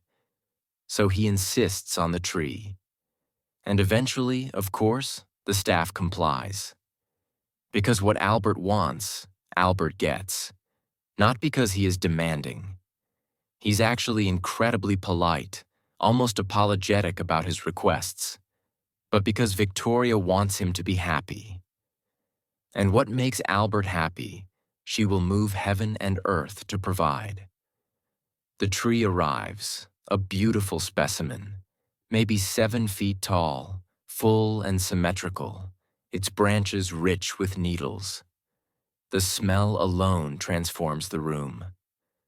Suddenly, the stone and velvet opulence of Windsor smells like a forest, like winter, like something alive and growing even in the dead season. And then the decorating begins. This is where Albert really comes alive. He does not delegate this task to servants. This is too important, too personal. He wants to do it himself, wants Victoria to help him, wants this to be something they create together. He has brought supplies from Germany, boxes of ornaments that mean something to him, gilded walnuts, real walnuts that have been cracked carefully, emptied, and then covered in thin sheets of gold leaf until they shine like tiny treasures. Each one is hung on a delicate ribbon. Albert shows Victoria how to tie them to the branches, how to distribute them evenly so the tree stays balanced. Then come the edible decorations. This is the part that makes Victoria laugh with delight. Gingerbread cookies in shapes cut with tin molds, stars, hearts, little gingerbread men with icing faces, barley sugar twisted into spirals, the old-fashioned kind that Albert remembers from childhood, amber-colored and translucent, catching the light, and sugar plums. Oh, the sugar plums.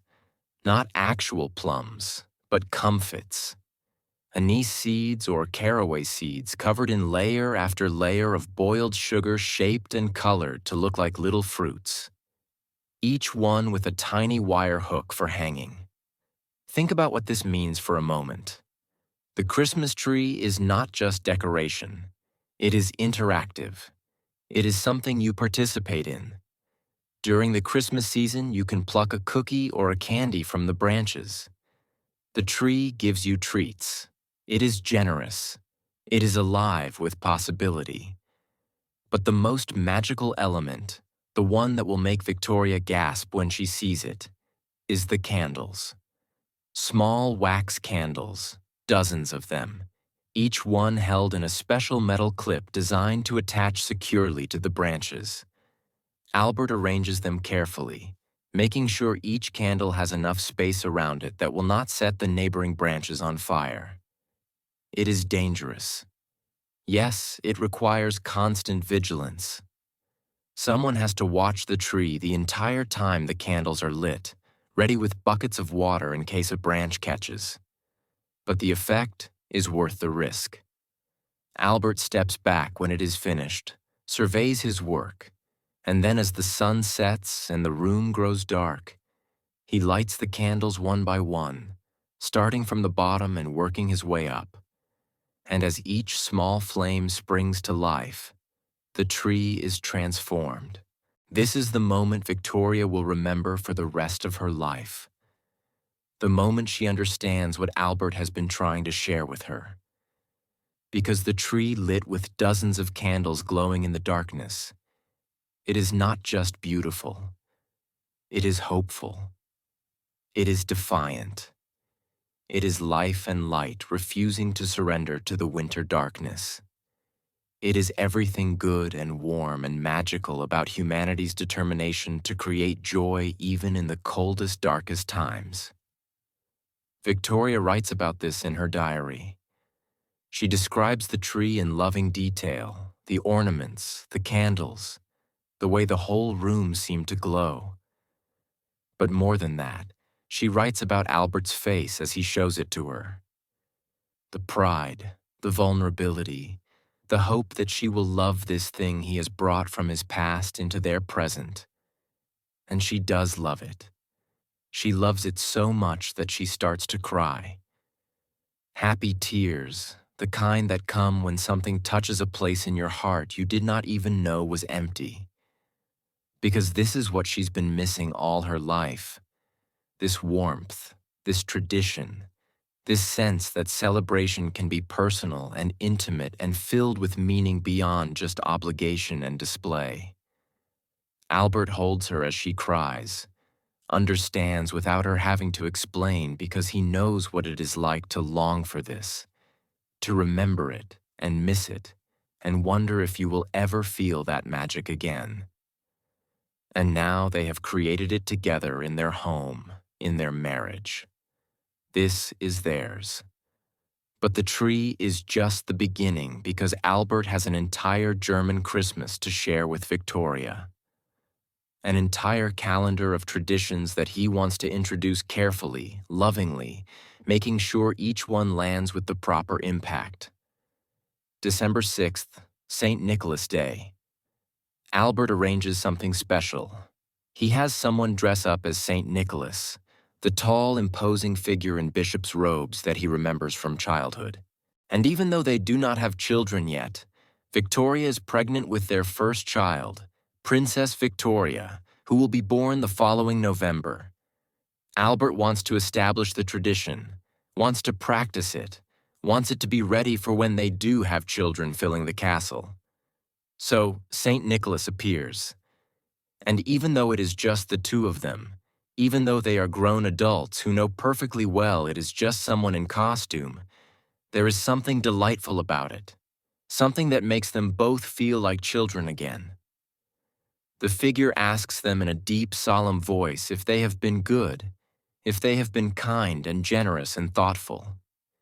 And when they assure him they have tried their best, he gives them treats. Apples, nuts, gingerbread, the simple gifts of a simple tradition. Victoria loves it. She loves the playfulness of it, the imagination, the way Albert can transform something ordinary into something enchanted just by caring about it enough. And she starts to understand something important. Christmas is not really about the decorations or the treats, or even the religious significance, though all of those matter. Christmas is about creating moments of connection, about building memories intentionally, about deciding that in the middle of winter, in the darkest time of year, you are going to gather the people you love and make magic together. As the days move toward Christmas itself, Albert introduces Victoria to more traditions. The Advent wreath with its 4 candles, one for each Sunday of Advent. The way you light them progressively week by week, marking time until the big day arrives. The anticipation is part of the joy, the waiting, the building excitement, and the music. Oh, the music. Albert plays piano and organ beautifully. It is one of his many talents, and he knows all the old German carols. Silent Night, which is relatively new, having been written just 22 years earlier in Austria. O Tannenbaum, which is even older, a folk song about the evergreen tree that stays green even in winter. He teaches these melodies to Victoria. They sing together in the evenings, their voices blending, the music filling the cold stone rooms with warmth. Have you ever noticed how music can make a space feel different? How the same room can feel lonely when it is silent, but alive when it is filled with song? That is what Albert is doing. He's filling Windsor Castle with sound, with life, with traditions that turn a palace into a home. Christmas Eve arrives, December 24th, 1840. And this is the night when everything comes together because in German tradition, this is when the magic happens. Not Christmas Day, that is for church and quiet reflection. But Christmas Eve is for family, for joy, for the exchange of gifts and the lighting of the tree and the sense that anything is possible. Albert has set up the gift table. This is another German tradition that will eventually become standard in England. Instead of wrapping presents and hiding them until Christmas morning, you arrange them on a table unwrapped so everyone can see what they are receiving. There is something wonderfully honest about this. No pretense, no false surprises, just generosity on display. The table is decorated with evergreen branches and ribbons. And on it, Albert has arranged his gifts for Victoria. Thoughtful things, a piece of jewelry he had specially made, a book of poetry he knows she will love, a painting of a scene from their courtship, each gift chosen with care, with attention to who Victoria is and what will make her happy. And Victoria has done the same for him. She has commissioned a bust of herself because Albert loves art and sculpture. She has found rare books on subjects he is passionate about. She has written him a poem in her own hand, expressing what she often struggles to say out loud. how much she loves him, how he has transformed her life, how grateful she is that he chose her. They exchange these gifts on Christmas Eve, and there is something deeply intimate about it.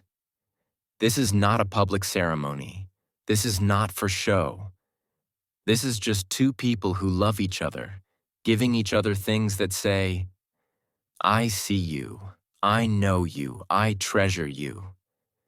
And then, as the evening deepens, Albert lights the candles on the tree again, and they sit together in the glow, talking quietly, holding hands, marveling at the life they're building together. Victoria writes in her diary that night. She says, and I am paraphrasing, but this is the essence, that this is the happiest Christmas she has ever known. That Albert has shown her what the season can be. That she finally understands why people talk about Christmas as a special time. Because when it is done with love, with intention, with someone who cares about creating beauty and meaning, it is special. It is magical. But here is what makes this moment historically significant beyond just Victoria and Albert's personal happiness. This Christmas, this first Christmas they celebrate together at Windsor, is the seed of everything that comes next. Because over the next few years, word will spread about what the Queen and Prince Consort are doing at Windsor, about the tree with the candles, about the German traditions, about how Christmas at court has become this warm, family-centered celebration instead of a cold formality. And the British people, who are always fascinated by what their royals are doing, will start to wonder, could we do this too? Could we have a tree in our home? Could we make Christmas feel like that? The answer, as we will see, is yes. Absolutely yes. But the real explosion, the moment when Christmas trees go from royal eccentricity to national obsession, is still a few years away. It is waiting for something specific, a visual, an image that will capture the public imagination so completely that suddenly everyone wants what Victoria and Albert have. But we're not there yet. Right now, in December 1840, this is still private. This is still just two people discovering the joy of creating traditions together. Two people who were both wounded by their childhoods in different ways, both longing for the warmth and safety of real family. Now building that family from scratch, one candle-lit tree at a time, one gingerbread cookie at a time, one carol sung together in the evening darkness. Victoria is 5 months pregnant now. Her belly is just starting to show. And as she sits beside Albert on Christmas Eve, watching the candles flicker on the tree, she puts her hand on her stomach and thinks about the child growing there, about how next Christmas there will be 3 of them, how this baby will grow up with these traditions. We'll think that Christmas trees and gingerbread and St. Nicholas are just normal, just what everyone does, never knowing that it is actually her father bringing a piece of his lost childhood into their lives, never knowing that what feels like eternal tradition is actually being invented right here, right now, in this moment. And that thought fills Victoria with something she has rarely felt in her life: optimism, hope. The sense that the future can be better than the past, that she can give her children what she never had, that with Albert beside her, she can create the kind of family she always dreamed of, but never dared to hope for. The candles burn down. The evening grows late, and Victoria and Albert retire to their private chambers where they will spend their first Christmas night as husband and wife, grateful for each other, grateful for the magic they have created, grateful for the love that has transformed them both. This is the foundation. This first Christmas together. This is where it all begins.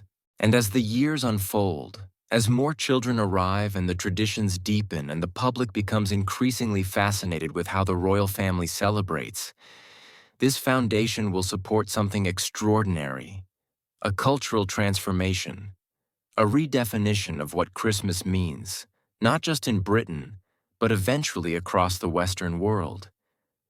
Because love does that. You see, real love, the kind that Victoria and Albert share. It does not stay contained. It radiates outward.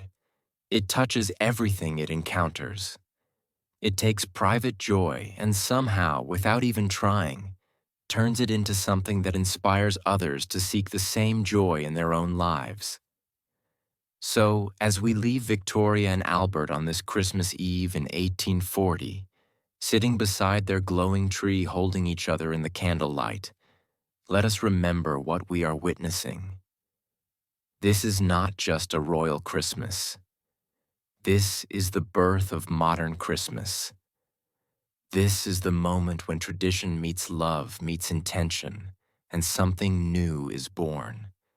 Something that will outlast both of them.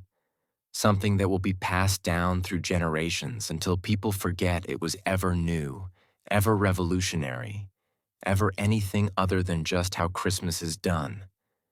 But you and I, we know better now. We know where it came from. We know whose love created it.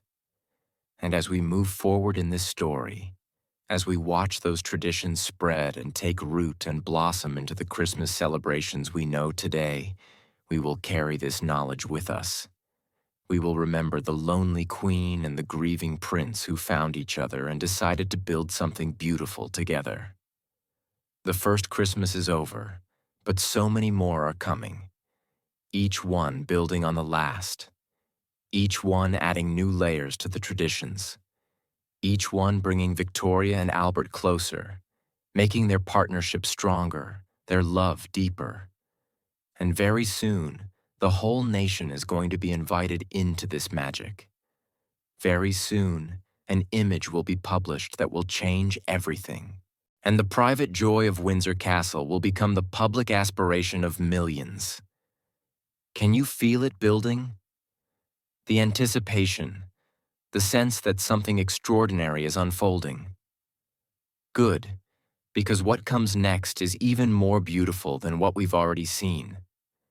8 years pass, 8 Christmases celebrated in the warmth of Windsor Castle, each one layering new memories onto the last. Victoria and Albert now have 6 children running through the halls. Princess Victoria, the Prince of Wales, Princess Alice, Prince Alfred, Princess Helena, and Princess Louise. The quiet intimacy of that first Christmas has evolved into something louder, messier, infinitely more chaotic and wonderful. The tree that once stood solitary in a drawing room now has company. Smaller trees for the children, decorations made by little hands, the sound of laughter and squabbling and joy echoing through rooms that once felt so cold and formal. But something else has been happening during these 8 years. Something Albert has been doing quietly, methodically, without fanfare. He has been sharing Christmas not just with his own family, but with the community around Windsor.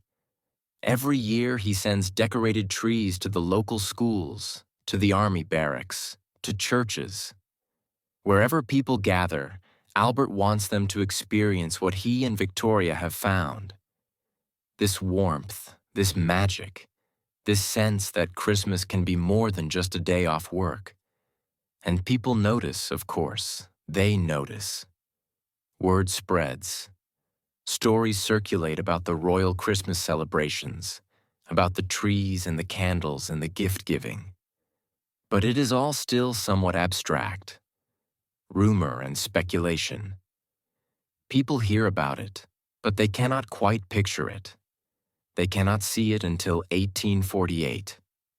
Until one image changes everything. Until the private joy of Windsor becomes the public obsession of millions. This is the moment we've been building toward. the moment when Victoria and Albert's love story becomes a cultural revolution. When Christmas as we know it is born. December 1848. The Illustrated London News is preparing its Christmas edition. And someone, we do not know exactly who made the decision, but someone brilliant suggests they commission an illustration of the royal family celebrating Christmas. Show the people what all the fuss is about. Give them a glimpse into Windsor Castle during the holidays. An artist is sent to observe, to sketch, to capture the scene.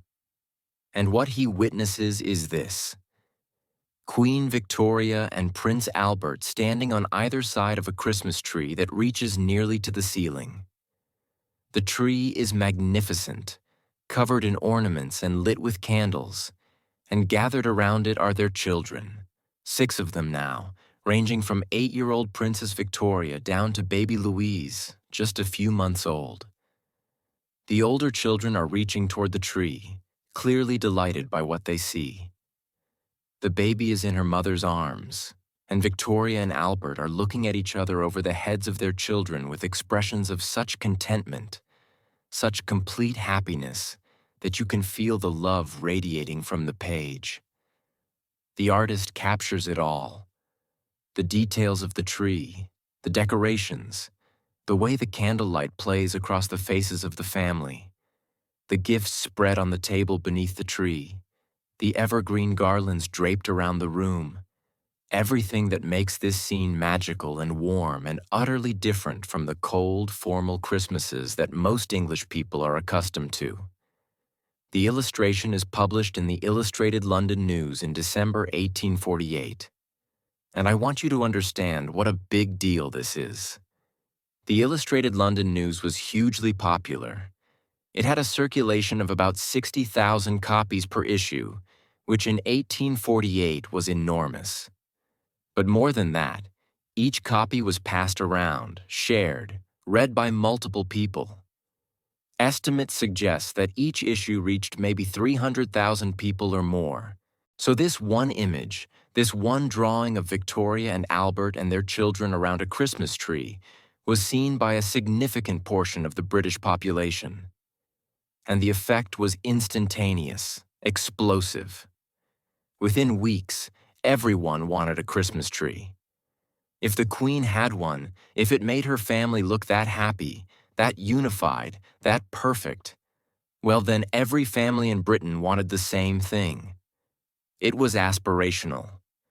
It was something to strive for, a way to bring a piece of royal magic into ordinary homes. Think about what this image represented to people. In 1848, Britain was in the middle of the Industrial Revolution. Families were being torn apart by urbanization. People were moving from the countryside to cities for work, leaving behind traditional ways of life, living in cramped conditions, working long hours in factories and mills. There was a deep anxiety about what was being lost, about whether progress was worth the price being paid in human connection and community. And then here comes this image, this vision of family togetherness, of tradition, of warmth in the midst of winter darkness. It spoke to something people desperately needed. A reminder that in the midst of all this change and chaos, family still mattered, home still mattered, creating moments of joy and connection still mattered. But there was also something else at play here. Something about Victoria and Albert specifically that made people want to emulate them, because by 1848 they had become the embodiment of domestic virtue in the public imagination. They were not like previous royals who'd been scandalous or distant or caught up in political intrigue. Victoria and Albert presented themselves as moral, devoted, family-focused. They were relatable in a way royals had never been relatable before. Part of this was deliberate on Albert's part. He understood something about public relations that was ahead of his time. He knew that in an era of increasing literacy and expanding media, the monarchy needed to be seen as relevant to ordinary people's lives, not just as symbols of power, but as examples of how to live well, how to be good parents, good spouses, good citizens. So the Christmas tree was not just a pretty decoration. It was a statement. It said, "We value family. We value tradition. We value creating beauty and meaning in our private lives." And because it came from the Queen and her consort, it had weight. It had authority. It became something that respectable. Middle-class families felt they should do. Within a year of that illustration being published, Christmas trees were everywhere in Britain. Shops began selling them by the thousands. The market at Covent Garden in London, which previously sold mostly food and flowers, suddenly had hundreds of Christmas trees for sale each December. By the 1860s, it was hard to find a middle-class home in England that did not have a Christmas tree during the holidays. And it was not just the tree itself. It was everything that came with it. The ornaments, the candles, the tradition of gathering the family around it, the gift-giving. All of it became part of how Christmas is done because Victoria and Albert did it that way. But here is what fascinates me about this phenomenon. The image that was published in the Illustrated London News was not quite accurate. The artist made some strategic changes. In the original scene, he observed Victoria was clearly the central figure, the queen, the monarch, the person with the power. But in the published illustration, the artist actually downplayed Victoria's royal status. He removed her crown from the scene. He made the family look more normal, more relatable, more like they could be any prosperous family celebrating Christmas together. Why? Because the whole point was to make this aspirational but achievable. If Victoria looked too queenly, too royal, too far removed from ordinary experience, people would admire the image but not try to replicate it. But if she looked like a mother, a wife, a woman enjoying her family, well then every woman in Britain could imagine herself in that role, could imagine creating that same warmth in her own home. And it worked. Oh, how it worked. The Christmas tree became a symbol of middle-class respectability, of family values, of doing things the right way. If you wanted to show that you were a good family, a moral family, a family that cared about the important things, you had a Christmas tree. Now, I want to be clear about something. This was not just a British phenomenon. The image was reprinted in America, where it had a similar effect. In fact, the American version went even further in removing signs of royalty. They literally cropped out Victoria's tiara and Albert's military sash, and they renamed the illustration the Christmas tree instead of the royal Christmas tree. They wanted to make it clear this is not just for royalty. This is for everyone. And American families dealing with their own anxieties about modernization and change embraced the Christmas tree just as enthusiastically as their British counterparts.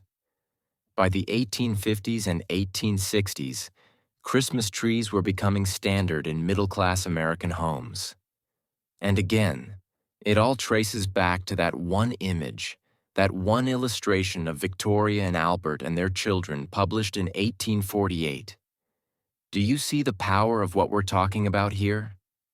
One couple, one marriage, one decision to share their private traditions with the public, or rather to allow those traditions to be observed and published. And it changes how millions of people celebrate the most important holiday of the year. That is influence. That's cultural impact on a scale that is almost hard to fathom. But let me bring this back to Victoria and Albert themselves for a moment. Because while all of this cultural transformation is happening, while the entire English-speaking world is rushing to copy their Christmas traditions, they're still just living their lives, still celebrating each year, still adding new traditions and refining old ones, still creating the family warmth that Albert brought from his German childhood, and Victoria had longed for her entire life. By 1848, Christmas at Windsor has become quite elaborate. It is not just one tree anymore. Each child has their own small tree in their rooms. The main tree in the drawing room has gotten larger, more ornate. Albert still personally oversees its decoration, but now he has help.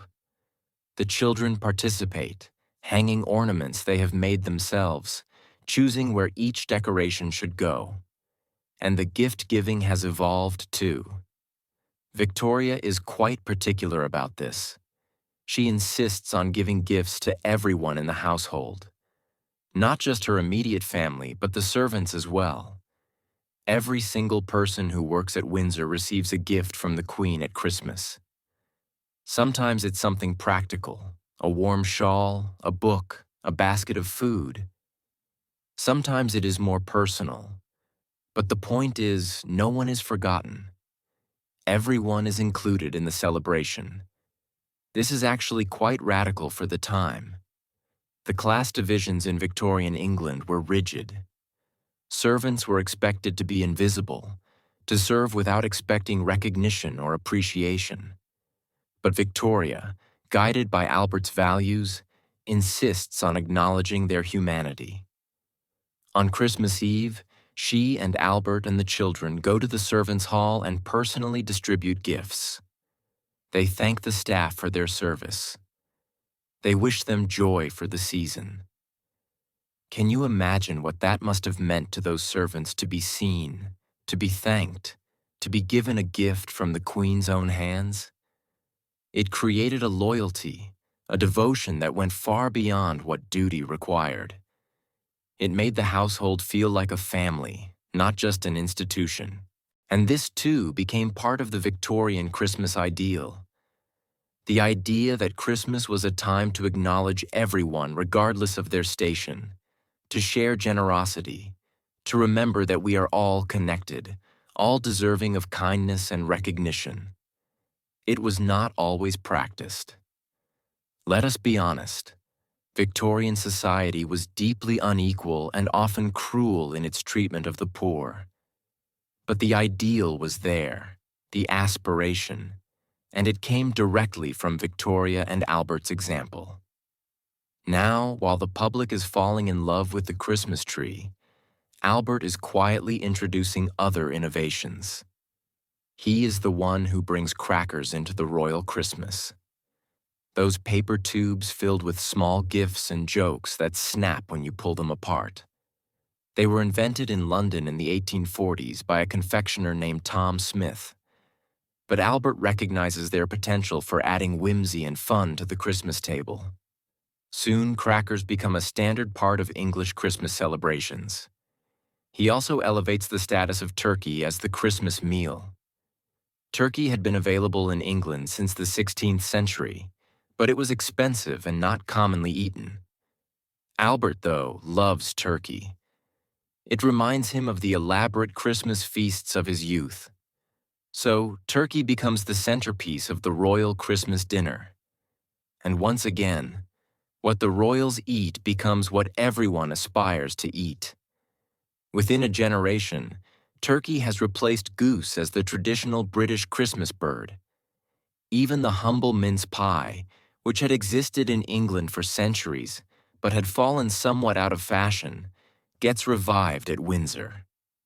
Victoria loves them, and Albert makes sure they are served at every Christmas meal. Soon they're back in fashion across the country. Do you see the pattern? Everything Victoria and Albert touch at Christmas becomes a trend. Not because they are trying to influence society. They're genuinely just celebrating the way they want to celebrate, but because people are watching, observing, copying, desperate to capture even a fraction of the happiness and warmth that seems to radiate from the royal family. But here is what I find most beautiful about all of this. Victoria and Albert genuinely do not seem to care about the public impact. Yes, Albert understands it. He is aware of how the monarchy's image affects its stability and relevance. But when they are actually celebrating Christmas, when they're gathered around that tree with their children, when they are singing carols together in the evening, they are not performing. They are just loving each other and their children, just creating the way they want to create. The joy is real. The warmth is authentic. And I think that is exactly why it was so influential, because people could sense the genuineness, could feel that this was not staged or artificial. This was real love, real family connection, real happiness.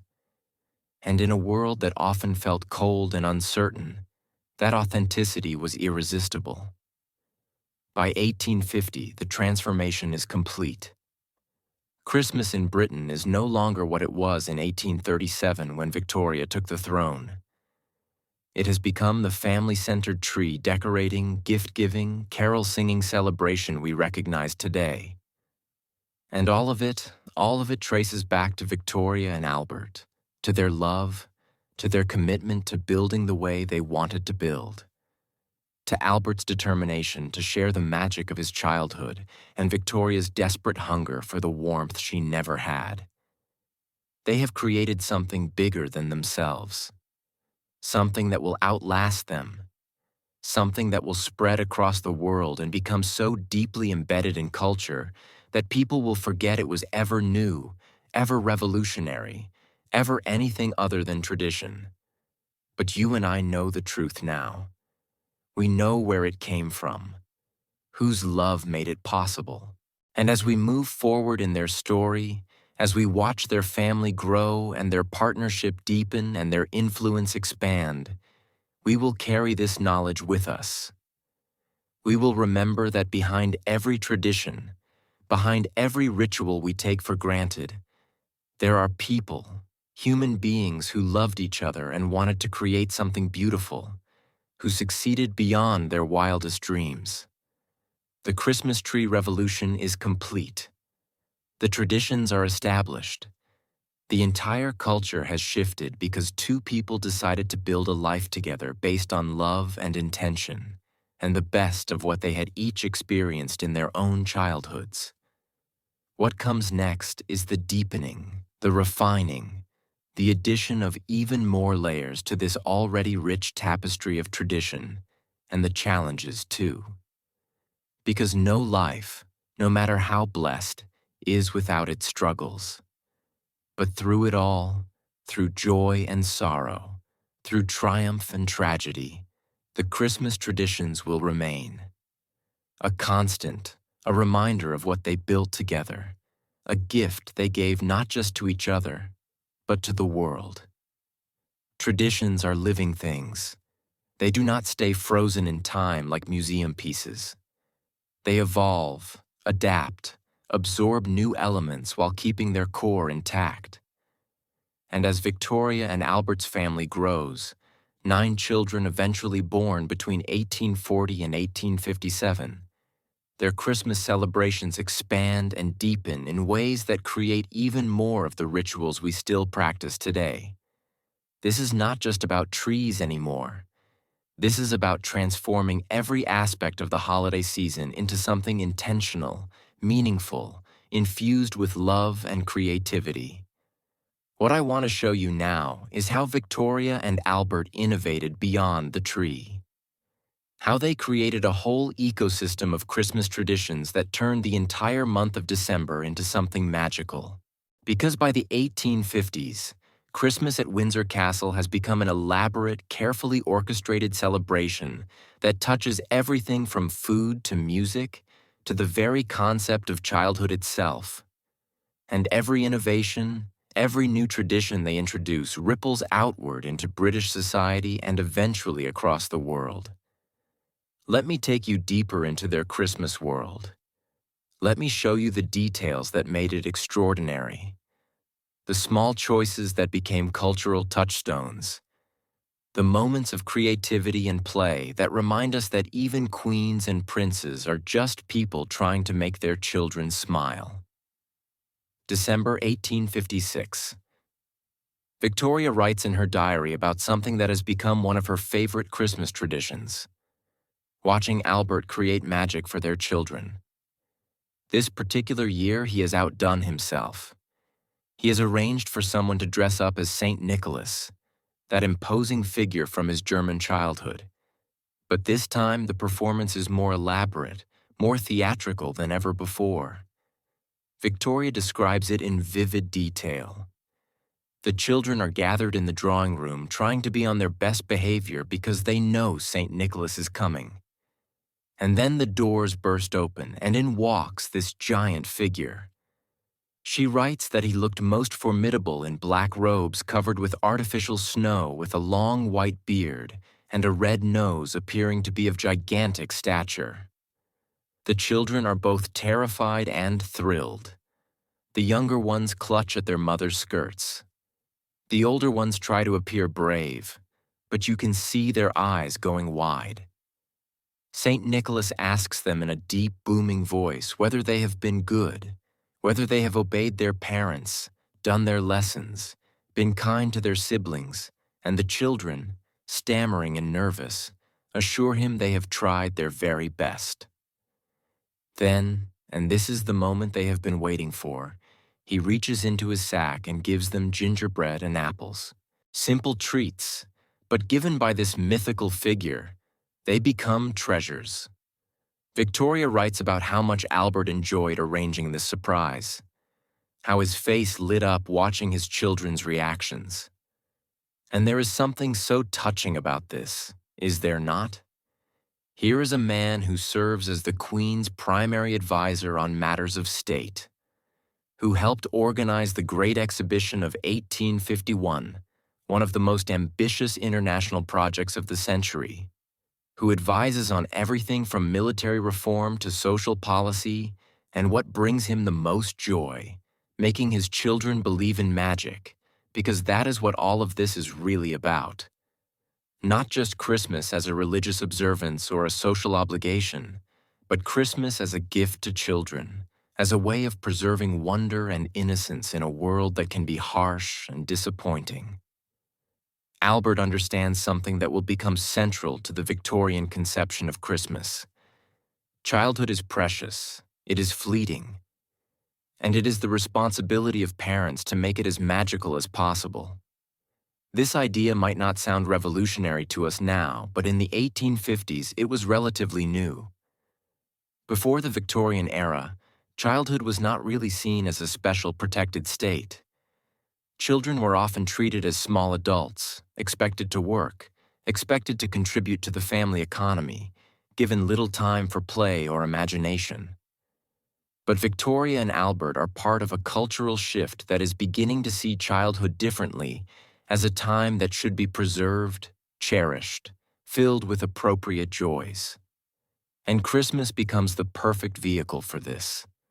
Because Christmas is when you can give children experiences that are pure magic, when you can watch their faces light up with wonder, when you can create memories they will carry with them their entire lives.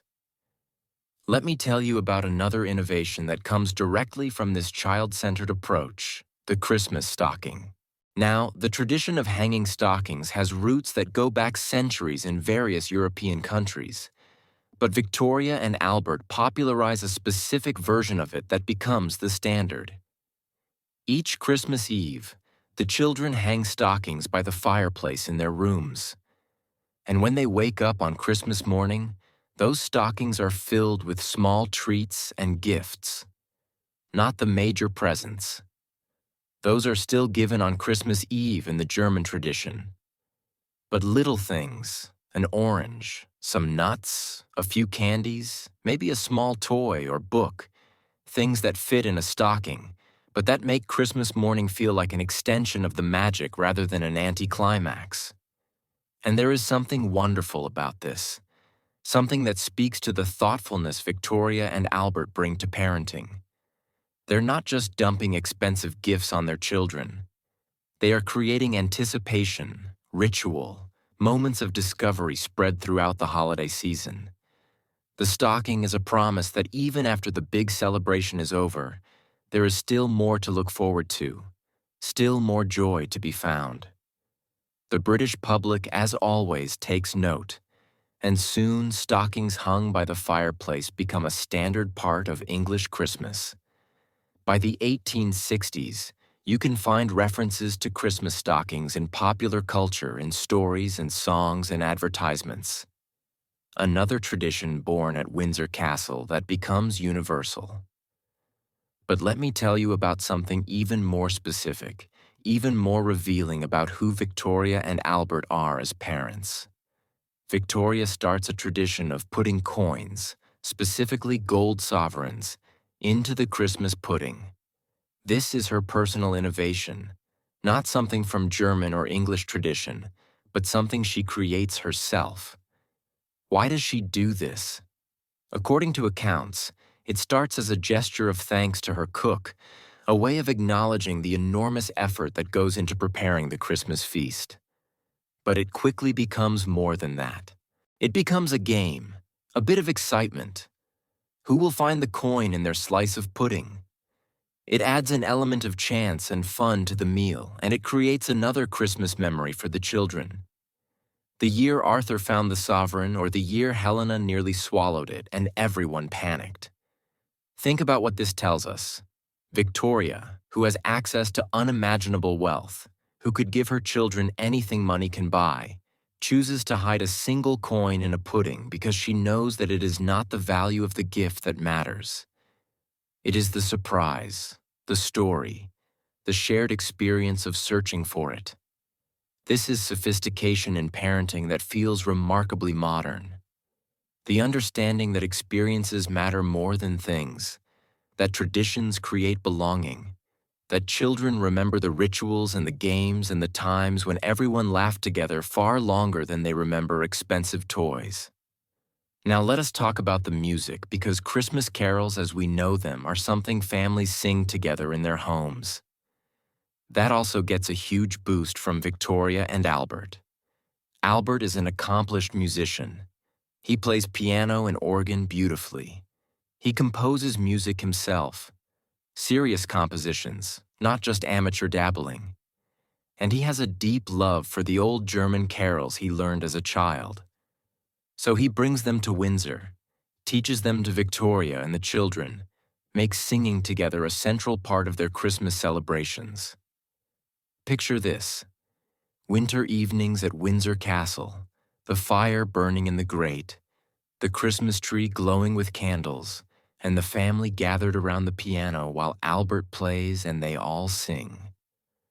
Silent Night, O Tannenbaum, good King Wenceslas.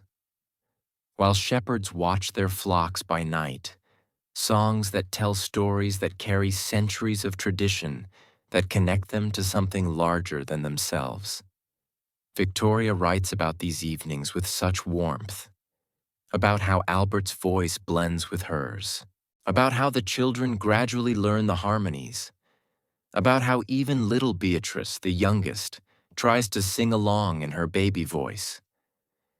These are moments of pure family joy.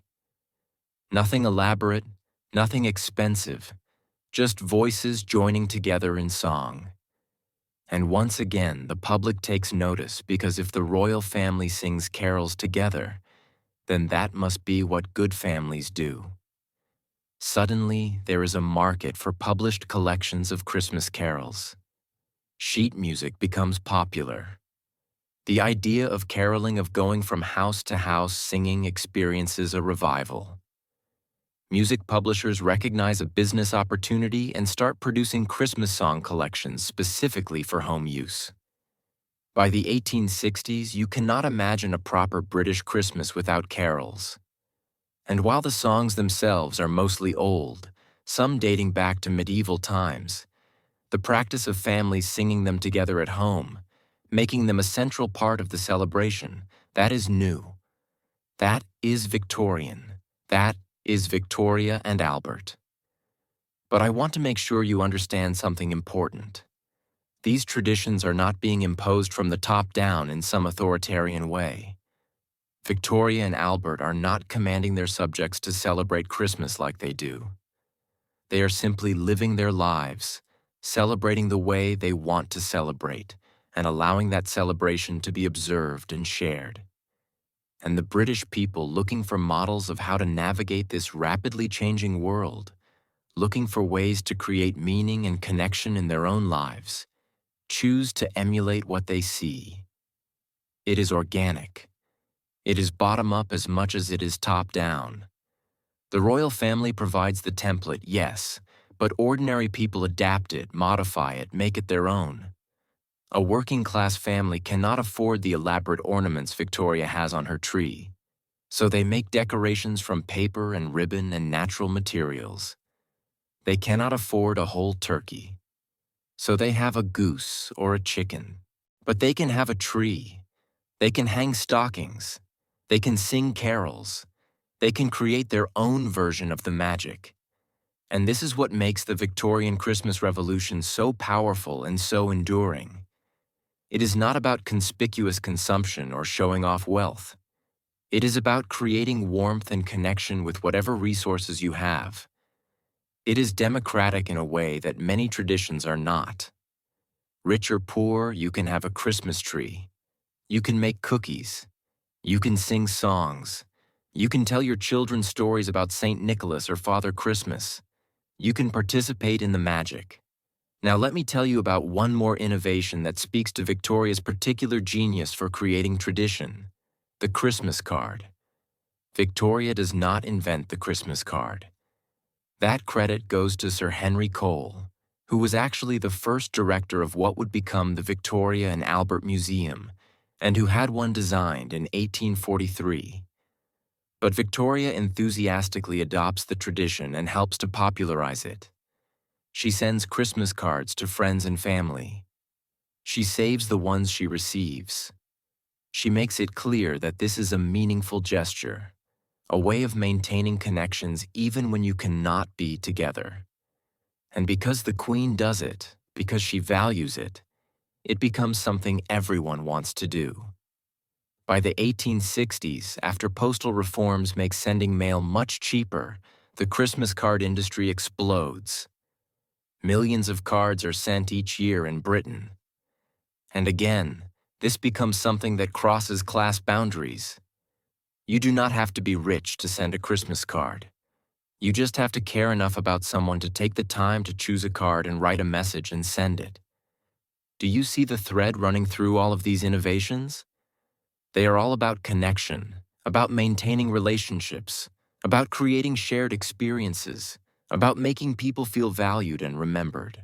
Whether it is coins in the pudding or cards in the mail or voices singing together, it is all in service of the same goal: building and sustaining the bonds that make life meaningful. And this is Victoria and Albert's great gift.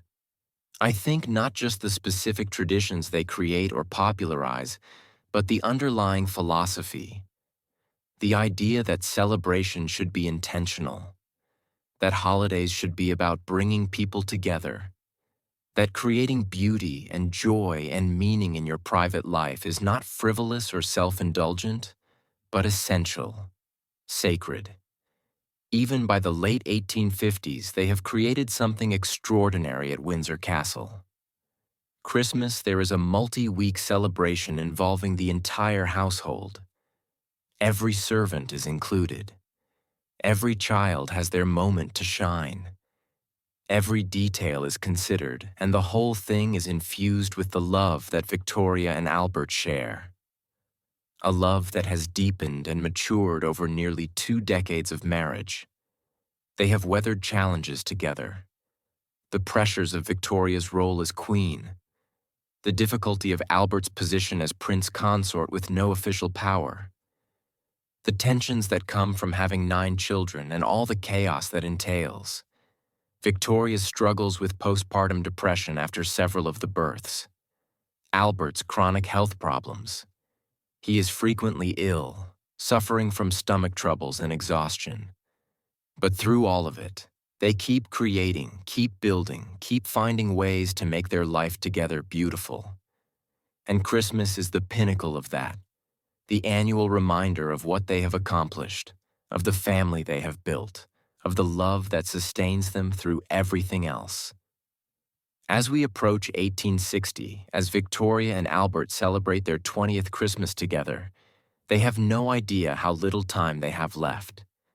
They have no way of knowing that in just over a year everything will change. that the happiness they have so carefully constructed will be shattered in a way Victoria will never fully recover from.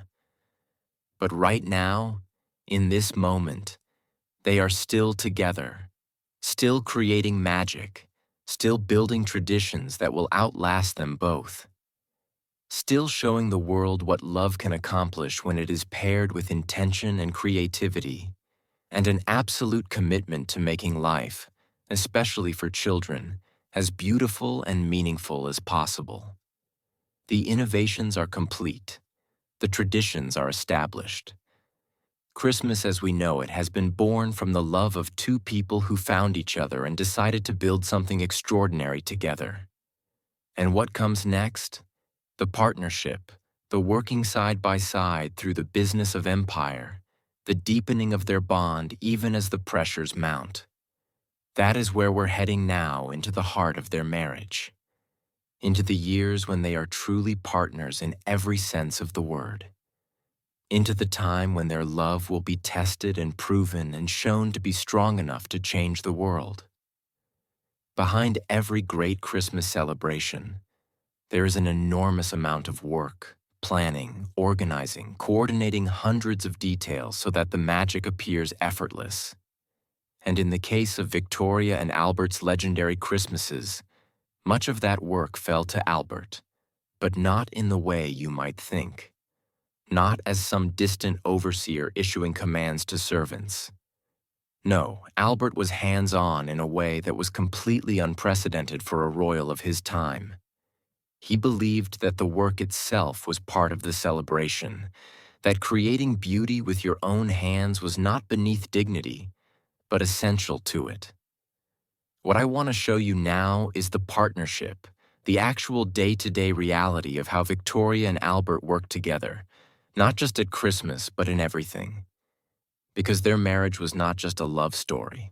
It was a collaboration, a joining of two very different people into something stronger and more effective than either could have been alone.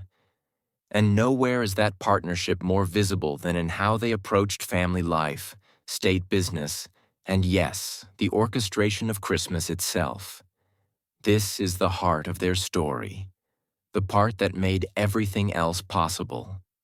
The working marriage that became the foundation for the traditions, the influence, the cultural transformation. Let me take you into their world and show you what a true partnership looks like. Early 1840s. Shortly after their wedding, Victoria and Albert make a decision that sounds small, but is actually revolutionary. They have their desks moved so they sit side by side. Not across from each other, not in separate rooms, side by side, close enough that they can reach over and touch each other's hand while they work. Think about what this means. Victoria is the Queen of the British Empire. She has access to state secrets, diplomatic correspondence, military intelligence. She conducts official business that affects millions of people across the globe. And she chooses to do all of that work with her husband literally right beside her, able to read over her shoulder, to see everything she sees, to advise on every decision. This is shocking for the time. Queens did not share power this way. They might consult with advisors, yes, but those advisors were chosen by Parliament, overseen by protocol, kept at a careful distance. But Albert is different. He is Victoria's husband. He has no official role. Parliament will not even give him the title of Prince Consort until 1857, 17 years into their marriage. He has no constitutional authority whatsoever. And yet, Victoria gives him everything. Not officially, not in a way that shows up in government documents or history books, but in practice. Albert becomes her co-ruler, her primary advisor, the person she trusts more than anyone else in the world to help her navigate the impossible complexity of being a constitutional monarch in the midst of industrial revolution, social upheaval, and imperial expansion. She writes to him even when they are in the same palace, even when he is just rooms away, these notes that reveal how completely she relies on him. She signs them. Your ever devoted and much attached little wife. She asks his opinion on everything. She defers to his judgment on matters she could decide unilaterally, not because she is weak or incapable, but because she recognizes that Albert is brilliant, that his education and temperament complement hers perfectly, and that together they can accomplish more than either could alone. And Albert, he takes this responsibility incredibly seriously.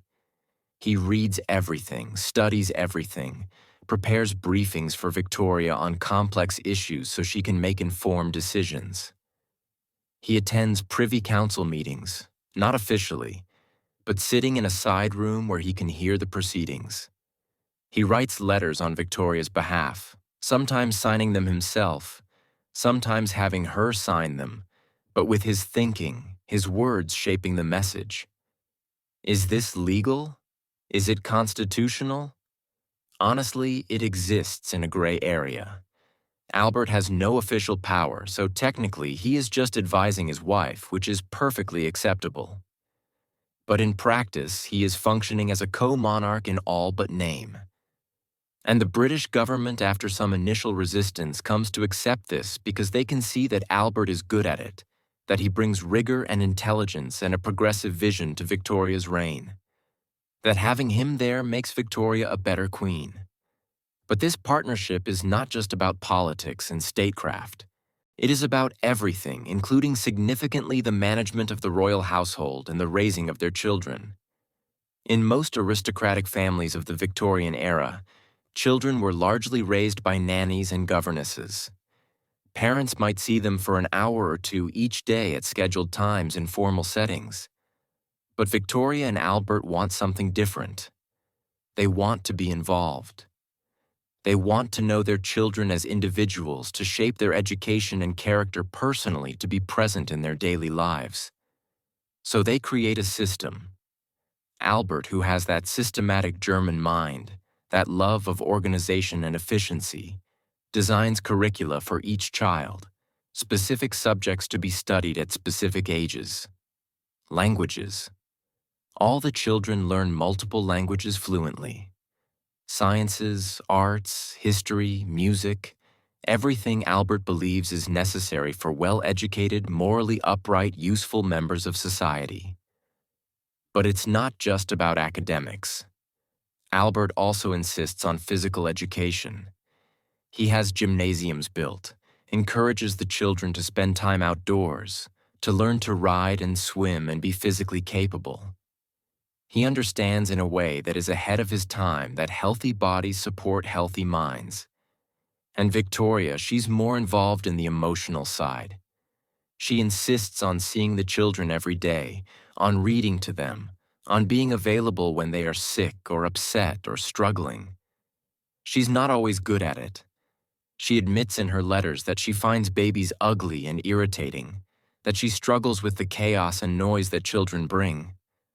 But she tries. She shows up. She makes the effort because she wants to give her children what she never had. Parents who are genuinely present. Now here is where it gets interesting, because Victoria and Albert do not always agree on parenting. They argue about it sometimes quite intensely. Victoria tends to be more indulgent, more willing to excuse bad behavior, more emotionally reactive. Albert is stricter, more concerned with moral development and discipline, more likely to see parenting as a long-term project of character formation. Their fights about this are legendary in the household. Victoria's temper is fierce. She can go from calm to absolutely furious in seconds. And when she is angry, she does not hold back. She yells. She throws things occasionally. She says cutting, hurtful words that she later regrets. Albert, by contrast, withdraws. He goes cold and formal. He writes her notes instead of speaking to her face to face, laying out his grievances in careful, logical arguments that only make Victoria more furious because how dare he be so calm when she's so upset. But here is the beautiful part. They always reconcile. Always. No matter how bad the fight, no matter how hurt they both are, they find their way back to each other. Sometimes within hours, sometimes it takes a day or two. But they refuse to let anger build into resentment. They refuse to let disagreement fracture their partnership. And they learn from these conflicts. Over the years, Victoria becomes less explosive in her reactions. She learns to pause, to think, to consider Albert's perspective before she responds. And Albert becomes less cold, more willing to engage with Victoria's emotions instead of just trying to logic his way through them. They grow together. They become better versions of themselves because they are together. Can you see how this relates to Christmas? How the partnership they build in everyday life becomes the foundation for the celebrations they create? Because Christmas at Windsor is not just Victoria's vision or Albert's vision. It is a synthesis. It combines Victoria's love of spectacle and emotion and generosity with Albert's love of tradition and order and meaningful ritual. It is what happens when two people who complement each other perfectly decide to create something beautiful together. Let me give you a specific example. The gift-giving tradition at Windsor. Victoria wants to give lavish presents. She has the resources and she wants to express her love through generosity. But Albert insists that gifts should also be meaningful, that they should reflect thought and care, not just expense. So they develop a system. Yes, there are expensive gifts, jewelry, artwork, fine clothing, but there are also handmade things. The children make drawings and embroidery and small crafts to give to each other and to their parents. Victoria herself works on needlepoint projects to give to Albert. Albert composes music for Victoria, writes her poems, creates things with his own hand. The result is a gift-giving culture that values both the lavish and the personal. That says, I love you through diamonds, but also through a child's crooked drawing that honors both material abundance and creative effort. It is the perfect marriage of Victoria's instincts and Albert's values. Or consider the way they handle the household staff at Christmas. Victoria's impulse is to be generous but distant. Give everyone a nice present but maintain the social hierarchy. Albert's German sensibility is more egalitarian. He believes in acknowledging the humanity and dignity of everyone regardless of their station. So they compromise. They give generous gifts, yes, but they also personally deliver them. They go to the servants' hall together with their children and thank everyone by name. They blur the social boundaries just enough to create real connection without completely upending the power structure. This is the art of partnership. Not always agreeing, not always getting your way, but learning to blend your strengths, to compensate for each other's weaknesses, to create something together that is better than what either of you could create alone. And the British public sees this. They see a marriage that is clearly a partnership. They see Albert advising Victoria, supporting her, helping her be a better monarch.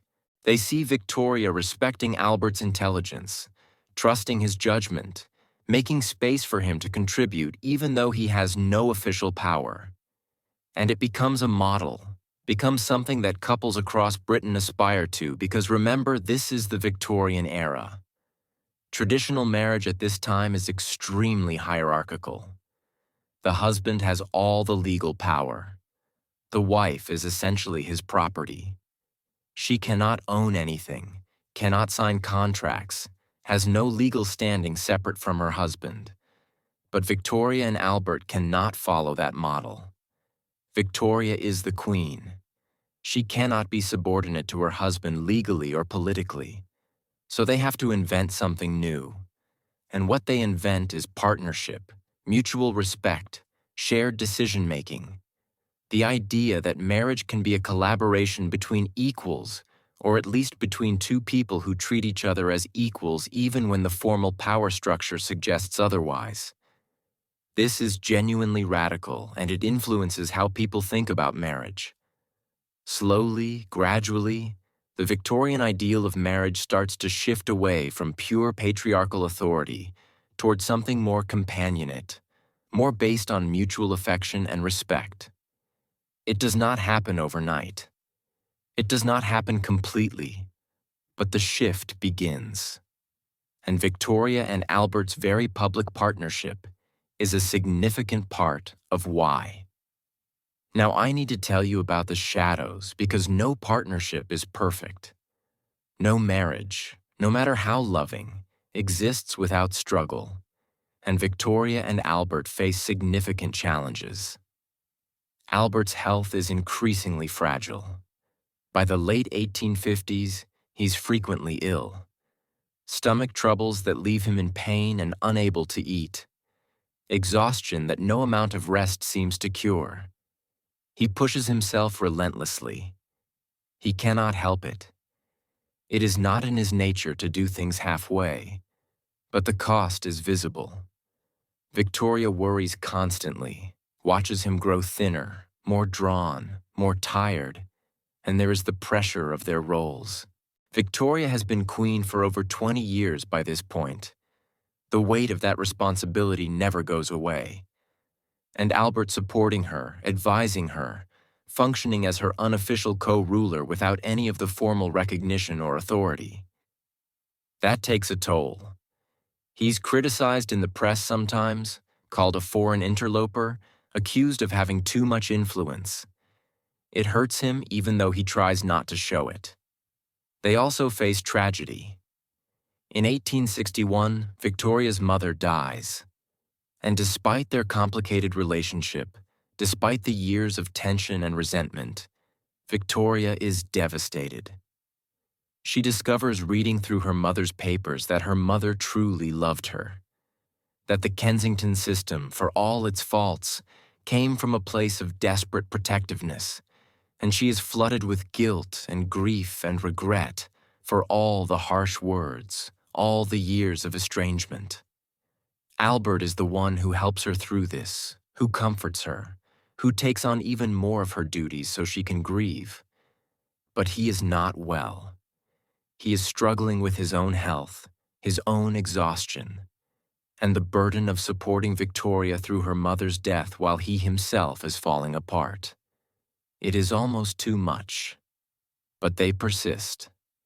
They keep working. They keep celebrating Christmas with their children. They keep building the traditions, maintaining the partnership, showing up for each other day after day after day. Because that is what love is it not? Not just the romance and the passion and the grand gestures, but the daily choice to keep building together even when you are tired, even when you are struggling, even when the weight of the world feels like it might crush you. December 1860, their 20th Christmas together. They celebrate at Windsor as they always do. The tree, the candles, the carols, the children, 9 of them now, ranging from Princess Victoria, who is 20 years old and already married, down to baby Beatrice, who is just 3. The gifts, the laughter, the traditions they have built so carefully over 2 decades. Victoria writes in her journal about how happy she is, about how blessed she feels, about how Christmas has become such a dear, happy time for her, using the exact phrase she once said she never had as a child. She has it now. She's created it with Albert, and she is profoundly grateful. But there is an undertone of anxiety in her words, a sense that she is holding on tight to this happiness because she knows how fragile it is, because she can see that Albert is not well, because somewhere deep inside she has a premonition that time is running out. She does not know how right she is. She does not know that this is the last Christmas they will celebrate together. That within 1 year, Albert will be gone and her entire world will shatter. That the partnership they have built so carefully, the love that has sustained her for 20 years, the man who taught her what Christmas could be, all of it will be ripped away in a way she will never fully recover from. But right now, in December 1860, they are still together, still working side by side, still partners in every sense of the word, still building, creating, loving each other with the intensity and devotion that has defined their marriage from the very beginning. And the Christmas traditions, they are set now. They are strong. They are woven so deeply into the fabric of British culture that they will survive even the devastation that is coming. Even when Victoria is drowning in grief, even when she cannot bear to celebrate anything, the traditions will continue because they are bigger than any one person now. They belong to millions. But we're not there yet. Right now, we're still in the light, still in the warmth, still witnessing a partnership that is about to be tested in the most terrible way imaginable. And what comes next? The loss, the grief, the widow's Christmas. That is where we must go now. Into the darkness, into the pain, into the part of the story that will show us the true depth of Victoria and Albert's love. Because anyone can love in good times. The real test is what happens when everything falls apart. November 1861. The corridors of Windsor Castle feel colder than usual. Though whether that is the weather or something else, something heavier in the air is impossible to say. Albert is not well. He has not been well for weeks now. Stomach pains, insomnia, exhaustion that goes bone deep. He keeps working because that is who he is. He cannot stop. Even when his body is screaming for rest, his mind drives him forward. There are always more letters to write, more issues to address, more responsibilities that cannot be delegated or delayed. Victoria watches him with growing alarm. She can see him fading, getting thinner, moving more slowly, the light in his eyes dimming day by day. She begs him to rest, to see doctors, to take a break from the relentless demands of state business. But Albert waves away her concerns. He has weathered illness before. He will weather this too. There is too much to do. Christmas is coming. The children need him. Victoria needs him. He does not know, cannot know that he has less than a month to live. That the partnership, the love story, the magical Christmases are all about to end in a way that will devastate Victoria so completely that she will never fully emerge from the shadow of grief. That everything they have built together is about to be tested by the one thing that cannot be negotiated or compromised with, or overcome through partnership, death itself. This is the part of the story that breaks your heart, but it is also the part that reveals the true depth of their love. So stay with me. This is going to be painful, but it is necessary because you cannot understand Victoria's Christmas. The decades of mourning, the desperate clinging to tradition, the way she kept Albert's memory alive through ritual without understanding what she lost, without witnessing the moment when her world ended. December 14th, 1861. Let me take you to that day. Not the sanitized version you might find in history books, but the raw, terrible reality of it. Because Victoria herself writes about it 10 years later when she finally has the courage to put words to the worst day of her life. And her account is shattering in its honesty. The morning starts with cautious hope. The doctors have been saying Albert might be improving, that the fever might be breaking, that he might pull through this illness as he has pulled through others. Victoria allows herself to believe, to hope. She goes to his room, the Blue Room at Windsor, and sits beside his bed, holding his hand, talking to him softly. Albert drifts in and out of consciousness. Sometimes he recognizes her. Sometimes he seems to be somewhere else entirely, lost in fever dreams and confusion. But he is still breathing, still present, still there. And as long as he is there, Victoria can convince herself that everything will be all right. The day wears on.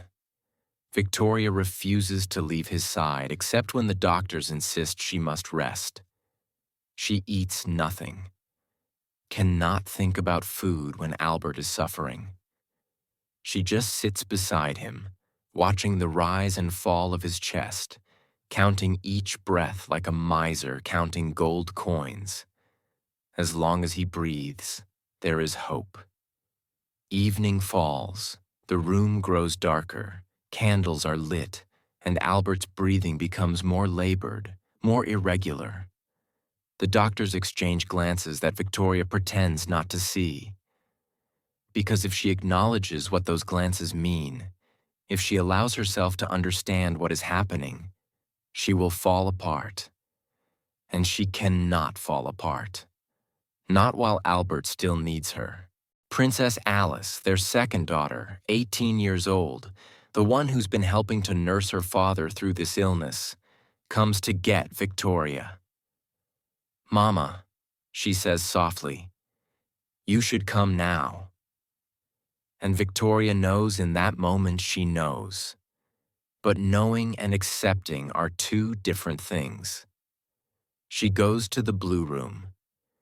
Albert is propped up in bed, surrounded by doctors who can do nothing but watch. His breathing is shallow now, rasping. Each breath sounds like it might be the last. Victoria goes to him, takes his hand, whispers his name. "Albert. My dear Albert, please, please do not leave me." Does he hear her? She will wonder about this for the rest of her life. Does he know she is there? Does he feel her hand in his? Does he understand that she loves him? That she cannot survive without him? That he is her whole world? His eyes open briefly. Do they focus on her face? She thinks so. She will always believe they do. That in those final moments he sees her, knows her, gives her one last gift of recognition before he leaves.